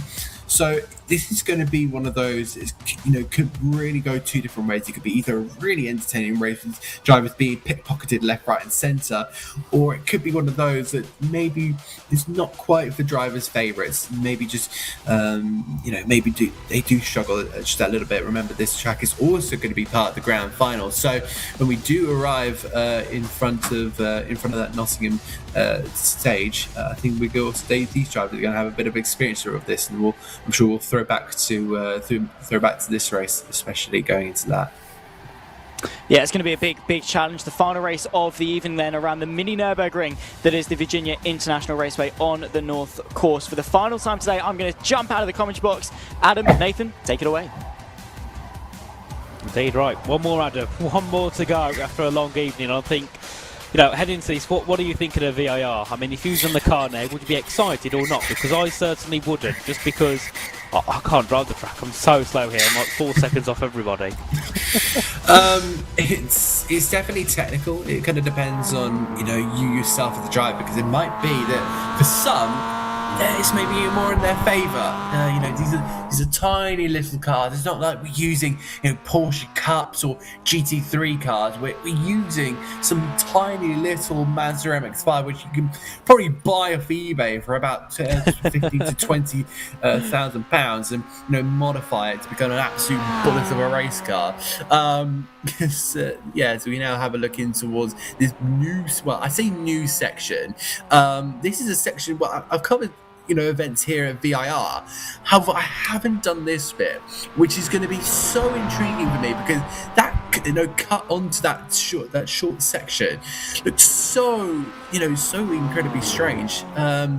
And then you head into this corner, which has been the scene of so many accidents over the years. You can very easily outbrake it, but of course these guys aren't going to be arriving at the same momentum as Porsches or GT3s. They're going to be arriving at a pretty sturdy amount. But now we're just seeing onto more of the main straight. You look how much road you have there. So if you can potentially get a move on, that is going to be some huge wide open opportunities for some great laps. And hopefully we'll see something similar to the ending of Lime Rock earlier on in the evening. Definitely, as we do have a couple of cars heading across the line to begin their first laps or set their first times. Of course, this is known as the North Course of the Virginia International Raceway. Of course, we all know the long course, which is even more terrifying down towards roller coaster corner, because you've got an even longer straight than you have down to turn 1. I mean, we all know what can happen down towards there, but of course, as you come out of the north section, it's pretty much a snake, isn't it, from turn 7 through to turn 10, and I hate the way the Americans do the tracks, because it's classed as turn 7 A, B and C, and then turn 8 A, B and C. To me, it should be all different corners, but you come out at turn 9, and then of course in towards roller coaster and hog pen at the final couple of corners, and then of course you begin your next lap. And here is Daniel Solon at the moment making his way onto the North Course. Of course, you can see the cones which block off the hill, but I wouldn't say, Adam, they do a very good job of blocking it, because you can easily just drive through them. No, I wouldn't recommend. I think just ask Charles Rainford. He knows he knows what a cone in his front end looks like. So go and drop him a message, or try and find that clip at Croft, and you'll see what I'm on about. Daniel Solon, I hope doesn't have to deal with any cones in his front end. Otherwise, that would be a little bit worrying. We now switch to our championship leader, Tom Ballantyne, as he heads across the timing line. Fast lap at the moment, 1:37.167 to get things kicked off. And Tom Ballantyne will extend that by almost a second with a 1:36.174. So immediately on the pace. But look at Daniel Solid just there. Oh, mistake there from the number 16. So he's got himself back to the pits as well. Indeed, that would have been Mitchell Murray with another slight mistake, as we do have a couple more cars crossing the line. Fabian McKeon up into P4, 3 tenths away from Malachi Greenwich, who is sitting third. And then, of course, look up at the front. It's only not even half a tenth separating Tom Ballantyne and Daniel Sola up at the top of the times, like they always have been in qualifying so far. Two very quick qualifiers.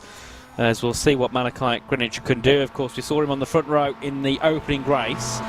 That didn't end too well for him once he had a stall. Well, I don't think you can stall, but once he just didn't get off the line in time, of course, dropped down to the rear of the field and only finished down in around P7.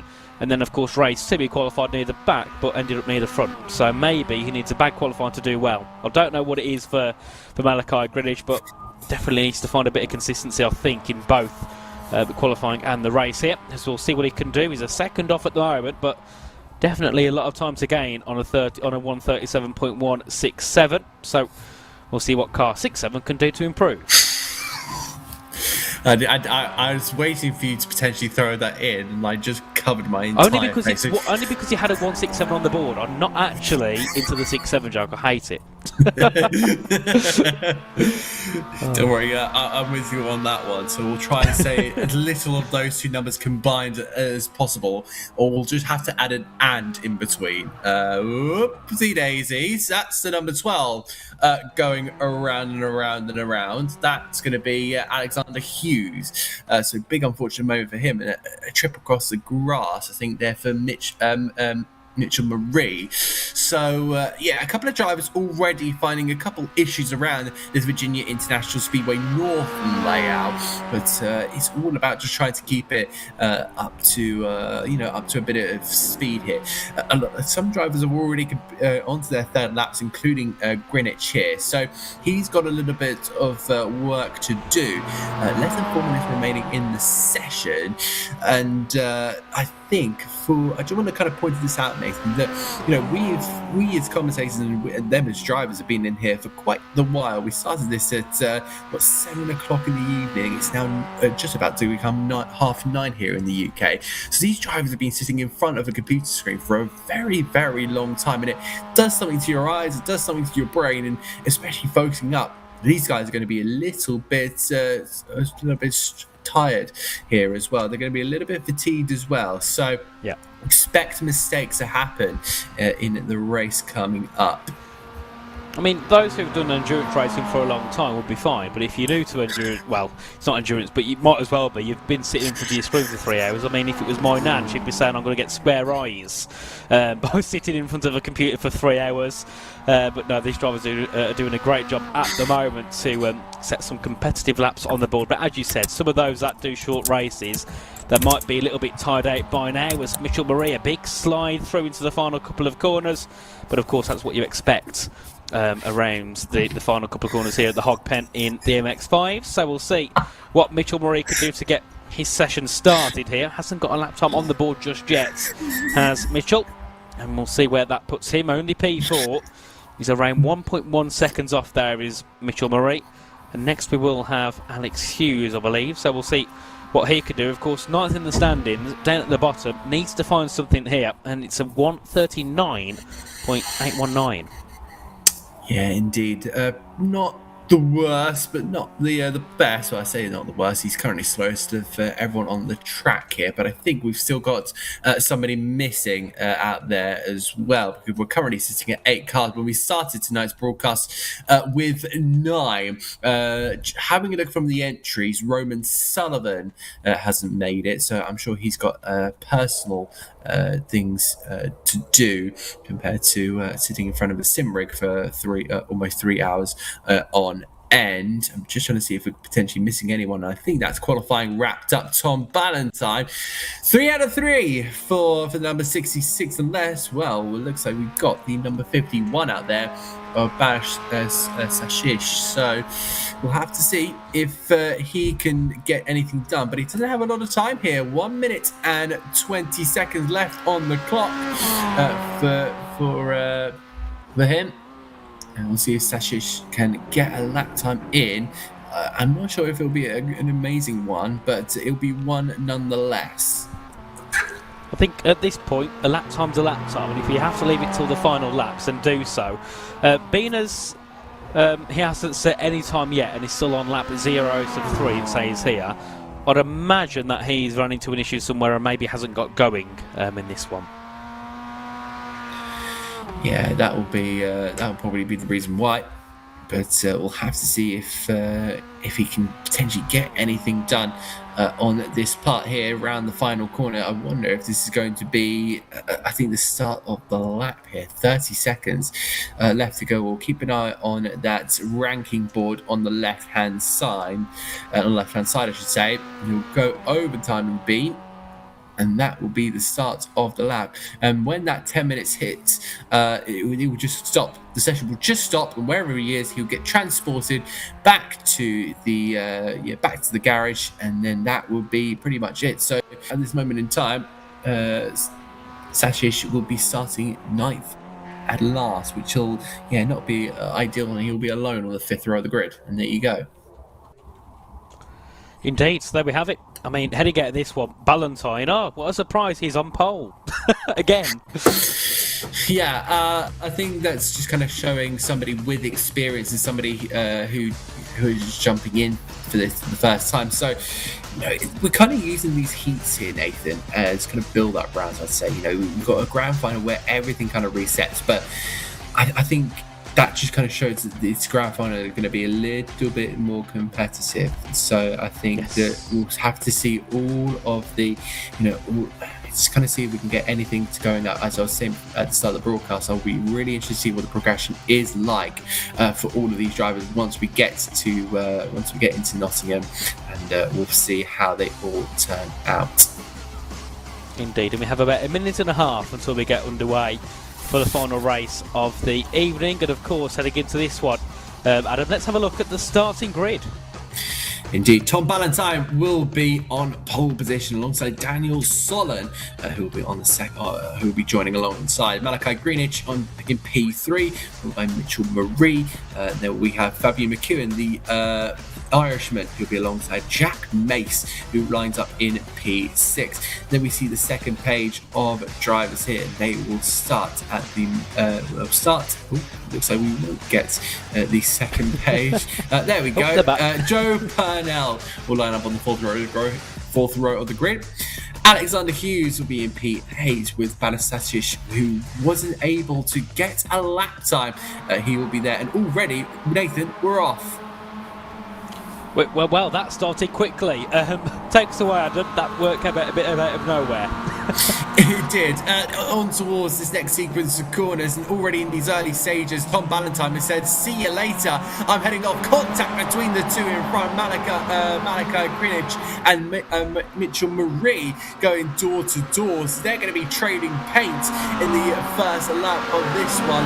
But at this moment in time, it's Ballantyne from Marie, from Greenwich, from Mace, from Purnell. Look at the background there. I think that's Sashish potentially trying to go for a move. We now look on board with with Jack Mace. Mace is just trying to slither his way up the hill, as now the momentum will start for a lot of these guys in towards the tight right-hander. They will head. This is going to be pretty close, but already Mitchell Marie saying, "I want to head away from this. I have no business being here. I've got to be up towards the front two here. I've got a lead to chase." Indeed, yeah, and Ballantyne's run up the road. Mitchell Marie's got some early moves done, and now can just try and push forward and make something out of this race. But Tom Ballantyne, yet again, a really good start and leads by 2.5 seconds, as we have Fabian McKeon here in P7.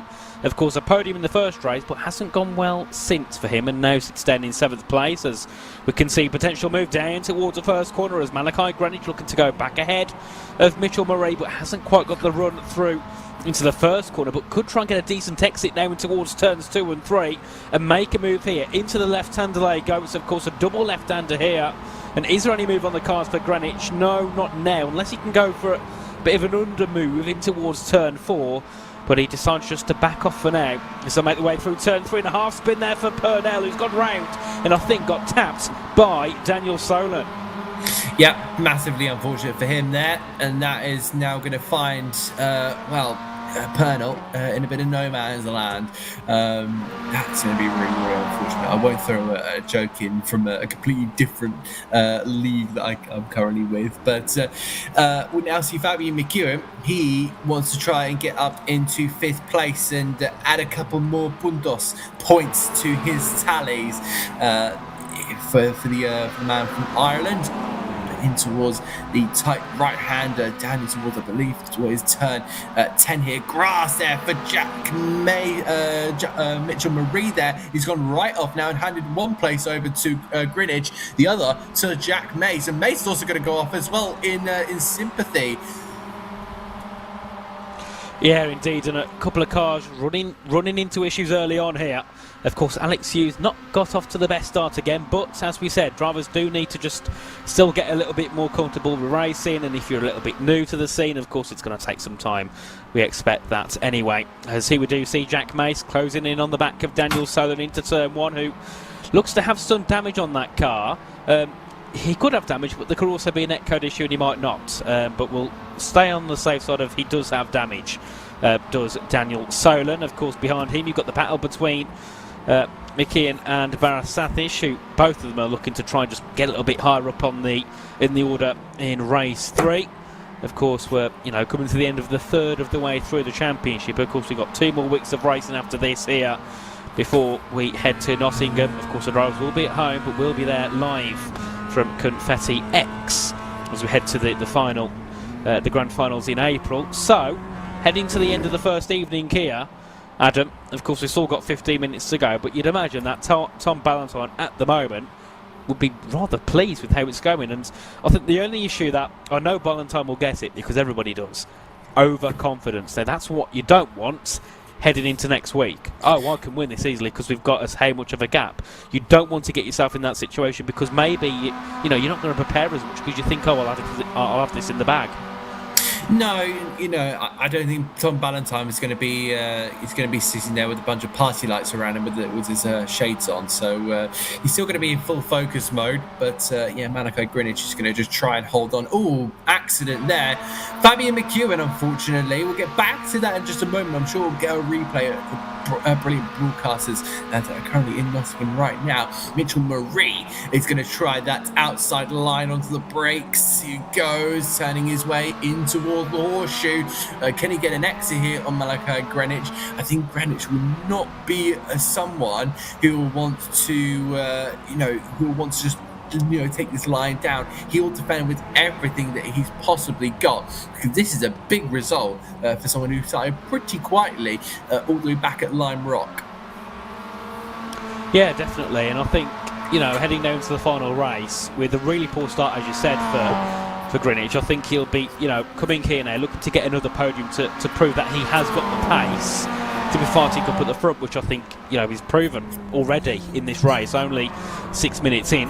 That's a send there from Daniel Solon. I think it was a bit too optimistic there, and has actually dropped back behind Jack Mace as well, who's looked to get ahead of Mitchell Marie. They're side by side up towards roller coaster corner now.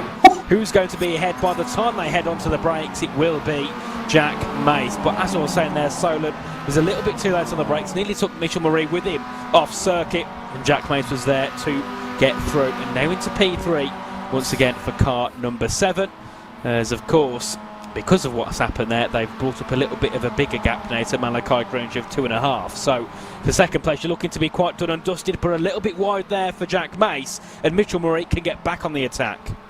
Yeah, indeed. Now, look at this. Mitchell Marie with the slipstream, and that's how effective it is. You duck into a slipstream, you get the momentum, get a good exit. This is the position you can be in here. So Marie will be on that outside line for Horseshoe. Jack Mace will sense his opportunity. He's tagged him.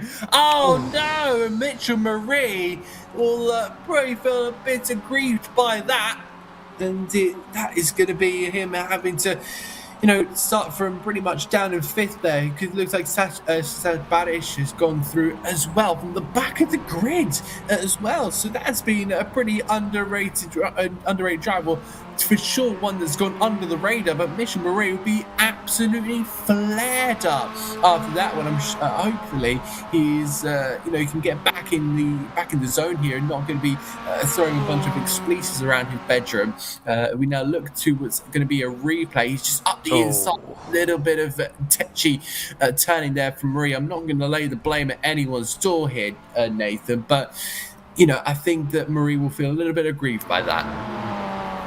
Yeah, definitely will be. And, in these MX-5s, contact happens, especially when you're side by side so often. It's got to happen at some point. And unfortunately, it's Mitchell Murray who's fell of that. As here is Barath Sathish up into P4 now. Doing a great job recovering from the poor results in the second race at Charlotte Roval. So we'll see what he can do to try and extend that gap and try and close up on some of those ahead of him in the standings. But I'd imagine Mitchell Murray will be looking to get that move done quickly. Has got a lot of pace despite the spin, has Murray, as they head their way back down towards the first corner. Oh, onto the grass for Mitchell Murray for a moment. Of course, it does get very tight as they head across the pit exit, or at least where the barrier is anyway. And then it's back to the inside for Murray into turn one. Of course, Sathish trying to keep it around the outside. Done that, but of course hasn't quite got the good exit and has lost nearly a second from that. But looking up at the front, it's still Ballantyne that leads, and so far his most dominant performance, 7.5 seconds before we get to the 10-minute mark. He's looking to get a 15-second gap here potentially. Yeah, I'll be interested to see how Mitchell Murray continues on this race here. Jack Mace at this moment in time just trying to keep in check. We're looking at the back view of Mace, in fact. So we'll see Mitchell Murray there with the orange go faster stripes. He was just gaining, and I'm sure he was slowly working way back up. So you see that 1.4 interval. Make sure to keep an eye out for that, because that could change all of a sudden. Malachi Greenwich, fantastic job here from the all-blue car. He's 8 seconds behind Tom Ballantyne, but I wonder if when we get to a circuit which is either played or used a little bit more by everyone in the field, or we come to one which is going to be quite a short circuit. I wonder if these opportunities will open up. I know there's a circuit coming up in the second heat which could enable that to happen. Certainly, as we do have a car going slow. I'm not sure who that is. I think it's going to be one of the lapped cars. I'd imagine it might be Barath Sathish. There was a car going really slow out of the final corner. I'm not sure who it was, but we continue on anyway. And here is Mitchell Murray, who's in fourth, has got a couple of seconds ahead to catch up to Jack Mace, who's looked decent so far in this race, but has lost a lot of time to Malachi Greenwich, so could certainly be under pressure in this one from Mitchell Murray as this continues to go on. And then, of course, Daniel Solon, with that damage he had, has gone, I'd imagine, into the pit lane and had a fix there, because he certainly was not on the pace. And looking at his lap times, a 36.1, it's, 4/10 off what Ballantyne did. Still got the pace as Solon and could have certainly been on the podium, without the contact he had early on in the race. As here is Barish in P5 currently, 2.5 seconds to Mitchell Murray, but Mitchell Murray got that move done about a minute and a half ago, so you'd imagine that Barath might now just slowly fade away in fifth, but hopefully keep ahead of Purnell in P6. So looking in the standings here of where Barath is, then in 8th, a P5 finish is really good for him to move forward. Yeah, indeed it is. He'll be wanting to keep that 5th place, and again, we'll have to see again. I did speak about Mitchell Murray actually trying to shut that 1.4 second gap down to Jack Mace. You saw he had a bit of a moment. Again, having another moment, he's off the track. Is he going to go to a full 360? Round of applause there for Mitchell Murray, because that was probably save for the heats, or do we kind of put that in for an early contender for save of the tournament here, Nathan? I think we've had a few, but that one certainly made its way up there, hasn't it? We know that the Mazda's on the grass. It's like being on an ice rink. It's horrible. And to be fair, it has gotten better. About 2 years ago, if you hit the grass here at turn 1, it was game over, because I did it so many times. The car would literally just literally slide across. But the grass has got a little bit more gripped up, I suppose, recently, so it's not as painful if you slide off into the grass. But no, I do remember the good old days of hitting the grass slightly and flying off into the barrier. But that might say more about me than anybody else. Yeah, I think I've seen my time of Mazda clips of drivers going straight on towards the opposite side of the road.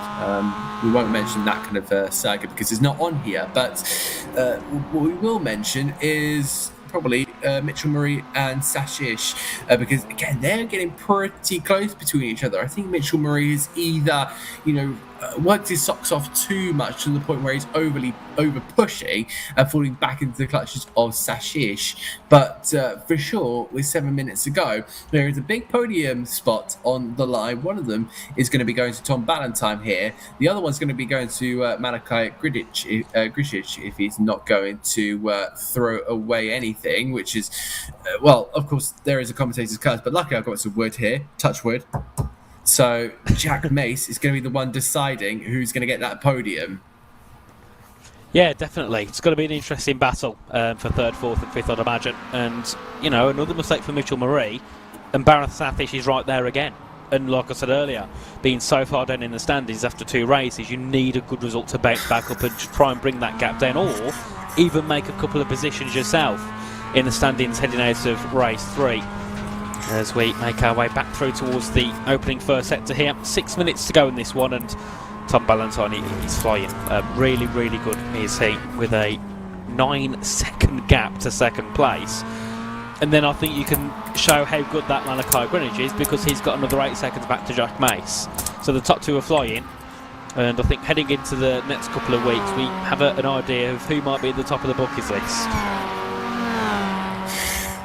Sorry, I just had a Zach Sweeney in chat, just giving me a little bit of a giggles. But looking at the last 5 minutes of this race, it's been pretty tame over the course of this one. But I think it's kind of understandable with how difficult a VIR North can be, and fair credits to the drivers. They're tackling some very, very hard circuits. We've had that Lime Rock circuit where you got plenty of grass, and then you got Charlotte Roval, which has been abundantly clear in terms of its difficulty, with plenty of sausage curve. This one is just a lot of grass with tight, narrow roads around it. Well, I'm sure surely we'll get on to Heat 2's very difficult circuits, and maybe have to give them a bit of a ranking on that one. So give them a bit of a tier list or something. We know how good tiers are. How popular they are, so we'll have to maybe do something on that. Mitchell Murray still in front of Sashish, but very much dropping away here from Jack Mace. Both putting in personal best last time around, despite Murray being quicker. He's just falling back into the clutches of Sashish, and I just wonder, the driver that came from the back here in the all red car, he's really putting on a brilliant performance, and I think the confidence is really flourishing. So he might have just started from the back, maybe to give an advantage to the rest of the field there. But I think watching Mitchell Murray here, with the fact he's been so quick all evening, to now drop into the clutches of Barath, who hasn't been right up there, I'll put it that way, shows that potentially maybe Mitchell's not got the confidence here, because he's made a couple of grave mistakes which have cost him positions. Maybe he's just got a bit of lack of confidence here, and he's not really too brave to put the foot down a little bit more than he would have done so earlier on, as he's made another mistake into the roller coaster. And that gives Barath Sathish a chance to try and push forward to go into 4th place, as here is Malachi Greenwich in P2, 11.3 seconds off the lead. And we go back to that battle for P4. And now Sathish is potentially going to get a good run here. He's on that outside line, should get the upper hand in speed here, side drafting with Mitchell Murray. But the main bit is going to be to complete this move, he needs the confidence here.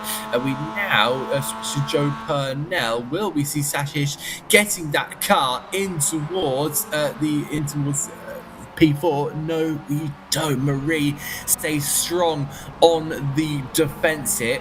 They move their way in towards turn 3 of NASCAR. Ben hard on the brakes to get the car rotated. You remember, as I said, we said there's no it's fixed setup, so you can't tailor your car to the way you like. It is fixed for absolutely everyone.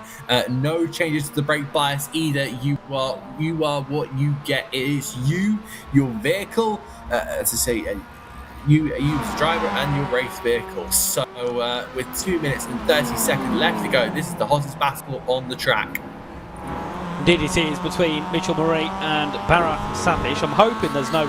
I'm actually thinking maybe there's some damage somewhere for Mitchell Murray, because when he made the contact earlier, I think it was his Solon, there could have been something there maybe. I'm not too sure for Mitchell Murray, but certainly doesn't look at the pace we saw him earlier on. And you can see there Bareth Sathish still around 8 tenths back from him as they head their way back in towards the hog pen. With 2 minutes to go, but it won't be long until we call that checkered flag, and Tom Ballantyne with the fastest lap, comfortably ahead of anybody else. There's 2 cars in the 36s, that being Daniel Sutherland and then I suppose Tom Ballantyne, and then everybody else is 37 or below. So the pace has been exponential from Tom Ballantyne so far, as that's Fabian McKeon off at the track then at turn 1. I think that isn't not ideal for him at all. No, not at all. That's going to be really unfortunate there. So hopefully he'll get back on the racetrack and maybe dust himself off, and then can go again. Anyway, what about Sashish? He's going to be still on the back here of Marie, which he's been staring at those go faster orange stripes for the number 16. He's been staring at them too long, and he probably wants to, get in front just to, be able to erase that view from his mind. As Tom Ballantyne makes his way now in towards this final sequence, he'll just get to the line and complete another lap here. It is ticking down the last 50 seconds, but look at that. Malachi Greenwich has, I was going to say closest in. In fact, he's extended. That was the back marker. So my apologies for causing a little bit of a scene here.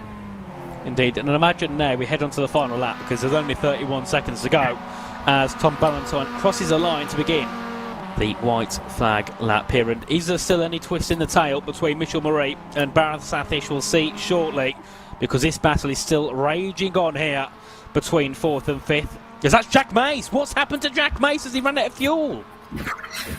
Oh, that could be. Jack Mace. He's going very, very slowly, unless he's broken something or lost momentum.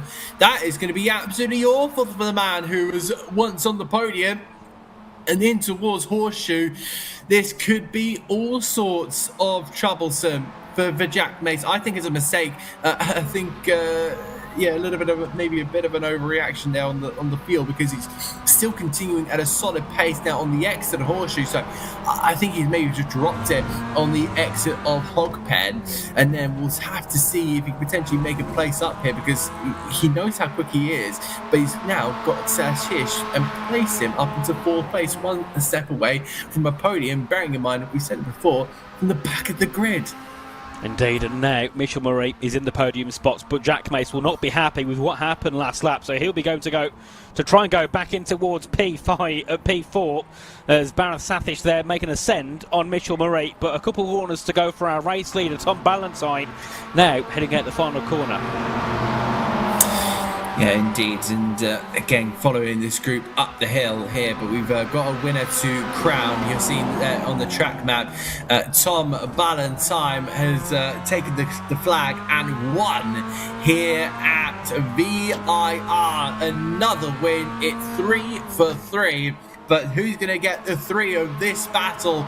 Marie sticks in front, and what about Sashish from 9th to 4th? Could arguably drive for the day. We said stay out of trouble here, but now the side draft coming from Jack Mace and up towards the line. Is it going to be Mace? Is it going to be Sashish? It's Mace.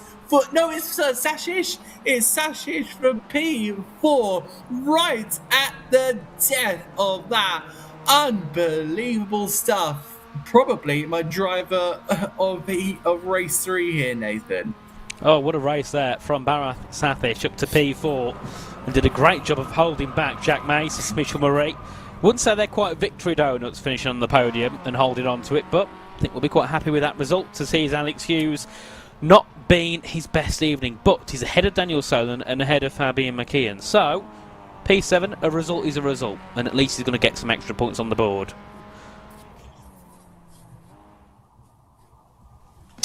Well, ladies and gentlemen, that wraps it up in terms of the racing action this evening. We were treated to 3 pretty decent races, I'll be honest, starting it back at Lime Rock, Charlotte, and then of course that showdown at the Virginia International Raceway. Of course, still got 2 more weeks worth of racing before we set the grid for the grand final. Nathan, of course, let's start with you. A bit of a summary, a roundup.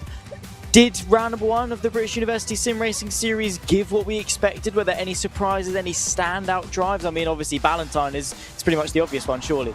Yeah, definitely. I mean, you know, we all said before the broadcast there's going to be one driver that's going to fly off, and it was Tom Ballantyne. And I think that the one thing I've noticed is the drivers have got so much more comfortable heading into the second and third race. Maybe it was a little bit of nerves in the first one. I mean, I think a big example is Malachi Greenwich, of course. Race 1, got into the front row, made a mistake though, and then of course that cost him all of those positions. He stayed down near the back of the field, and then of course heading into race 2 and 3 looked so confident on the power, on the brakes, in qualifying, and then also in battling. I think, you know, he benefited from maybe that first race just to get settled into things. But then I think one thing we saw as well is mistakes creeping for some of those up near the top. I mean, Mitchell Murray and Daniel Solon have been prone to many, haven't they? Of course, the one being when Mitchell Murray slammed into the barriers on the exit at the final corner at Charlotte Roval, and then of course lost out to that. Yeah, there was a few bits of door banging. There's one, of course, Mitchell Murray, Jack Mace. They couldn't really get enough of each other over the course of the 20-minute showdown we had at the Virginia International Raceway. Now, Adam, when it comes to MX-5s, we've seen some pretty good racing. They are a very raw form of motorsport. I think back to the IMSA rounds, of course, the feeder into the Daytona 24, where you've got MX-5 Cup going out on circuit. Some of the best racing can happen in the MX-5 Cup cars. They're very robust, very decent at racing because everything's elongated. The braking zones are a bit longer. They're lower powered, lower downforce, and we saw that, I think, in abundance really this evening. And to an extent, I mean, like I say, we did have that, but there are also a little bit of door bangings and spins and bits of unnecessary contact. What maybe would you put that mostly down to? Is it driver inexperience? Is it round 1 nerves? I mean, where would you attribute some of that blame? I definitely say it's the cars. You know, they're perfect. They're only 155 horsepower. You know, they top out at 140 miles an hour. So they're brilliant for racing. You know, I've been very lucky to cover a lot of, you know, Mazda MX-5 racing for MSVR and BRCC in the real world, and the likes of Donington Park and the likes of Alton Park as well. So I've seen these kind of cars, and they're absolutely fantastic. You know, I think what we'll be seeing is they're absolutely brilliant, and they're tailor-made for close racing. I think everything kind of linked with this series just shows, you know, you don't have to go to the top of motorsport to try and find the best racing. Some of it is, you know, you don't have to have the fastest car. You literally just jump in a Mazda. You know, as long as you have, you know, a good field of competitive racing drivers, you know, you can absolutely have an extraordinary race. Same with the prize. You know, the British touring cars, they're not the fastest cars out there. They are, you know, they're little tin tops, which are, you know, absolutely extraordinary racing. You've really got on the edge of your seat stuff when you see those go around. So I think it's also been the competitiveness of the drivers as well. You know, they've not been handing over places. They've not, you know, gone for, you know, strange gaps. I think they've just kind of really managed themselves really, really well. And Zach, take us through the championship point, because it's pretty decent through there. Yeah, 3 from 3 from Tom Ballantyne. I don't really think there was much more he could have done. To be fair, he missed out on the fastest lap in race 1, so I mean, it's shambolic really. Ballantyne sorted it out, mate. Come on. What is he playing at? No, he's got nearly a 20-point lead from Malachi Greenwich off the back of the opening round of 3, and that is looking very, very strong. But look at that consistency of the top 3. Malachi, Mitchell, both, again, 3 from 3 in terms of top 5 finishes, keeping it incredibly close. Jack Mace, of course, struggling a little bit at Lime Rock. That puts him slightly on the back foot. Daniel Solon, highest I-rater on the grid, 5.2k is Daniel, and coming out of it in P5, I'm sure maybe expecting a little bit more, maybe lessons learned off the back of the opening round of 3. Fabian McCohen, of course, Bareth Safic from Joel Pinnell and Alexander Hughes. Again, Alexander, by the way, down in P9, but the fact that he's only 6 points off the rest of the field, considering he'd never touched iRacing before this event, incredibly, incredibly impressive stuff from each and every single one of our drivers. And again, a quick reminder, anyone watching along at home, if you are a university student, doesn't matter what you're studying, as long as you're at uni, get yourself on this grid. Again, we've got 2 more rounds over the next 2 weeks, and on the 16th of April, we'll have the grand finals. And if you're sort of worrying, well, I'm going to be nowhere in the championship. If you qualify for the grand finals, everything's going to be reset to zero. It's going to be a winner takes all on the event. I think we've got 9 races on the final day, so plenty of opportunity, and the top 3 in the championship get themselves the tickets to the British Touring Car Championship at some point over the course of 2026. Let's take a look though at what we've got in store for week number 2. Now this is a star-studded lineup, Nathan. Alton Park, Phoenix Raceway, and Ruskirchen Motor Centre. Now the Danish circuit at the end, very much looking forward to that. You've got a combination of heavy braking zones, you've got the combined G corners at turns 3 and 4, the sweeping sections, and a very difficult final sector. Obviously, all 3 of us know Alton Park very, very well up in the sort of the northwest of the UK, just on the border of Wales in Chester. 3 fantastic circuits there, Nathan, and I'm again going to be posing very similar challenges to the one we saw today. Well, I think Rudskoga Motor Centre, that one can have a whole podcast on its own of how difficult it is to drive and what's a bane to my existence. I can't stand the track. Yet again, love the track in terms of how it looks and how you can race, but driving it that downhill into the right-hander, it's a killer. It's going to be horrible heading into that one. But then, of course, Phoenix and Alton Park. Alton Park, I love. Great track. It's a proper OG one for me. And then Phoenix, I'll be honest, I haven't seen much racing there, so that for me is going to be a new one to explore. Yeah, 100%. Rudskogen, I mean, I think you're exactly right.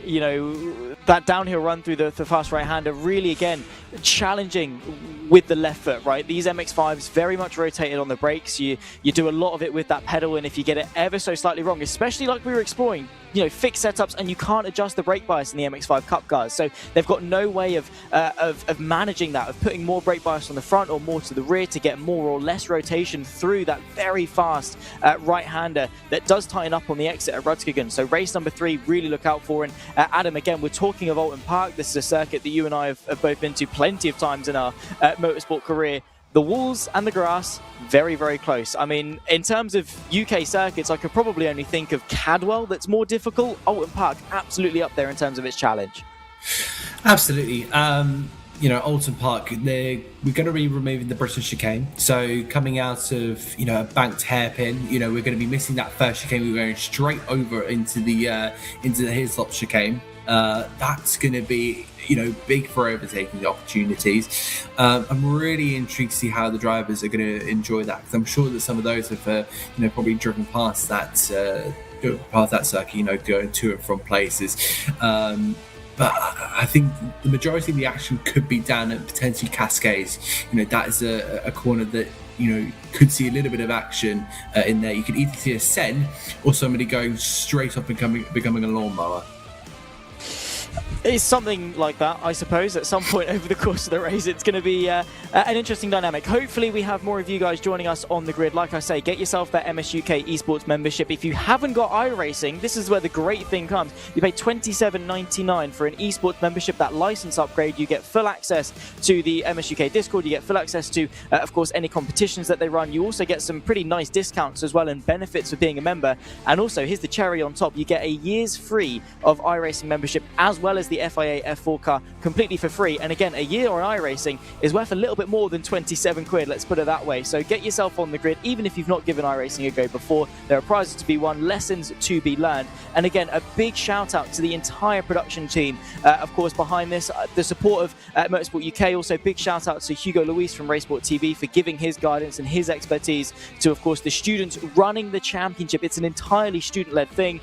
Big shout out to all the production guys, and I've been noted as well to give a shout out to the observers, Chan, Adam and Max, for all of their efforts, making sure that we can follow all of the action over the course of our 3 20-minute races for week number 1 of the British University Sim Racing Series. For myself, Zach Sweeney, Nathan Richards and Adam Reed alongside me in the broadcast booth. We'll see you in a week's time when we take to Alton Park, Phoenix and Rudskogen.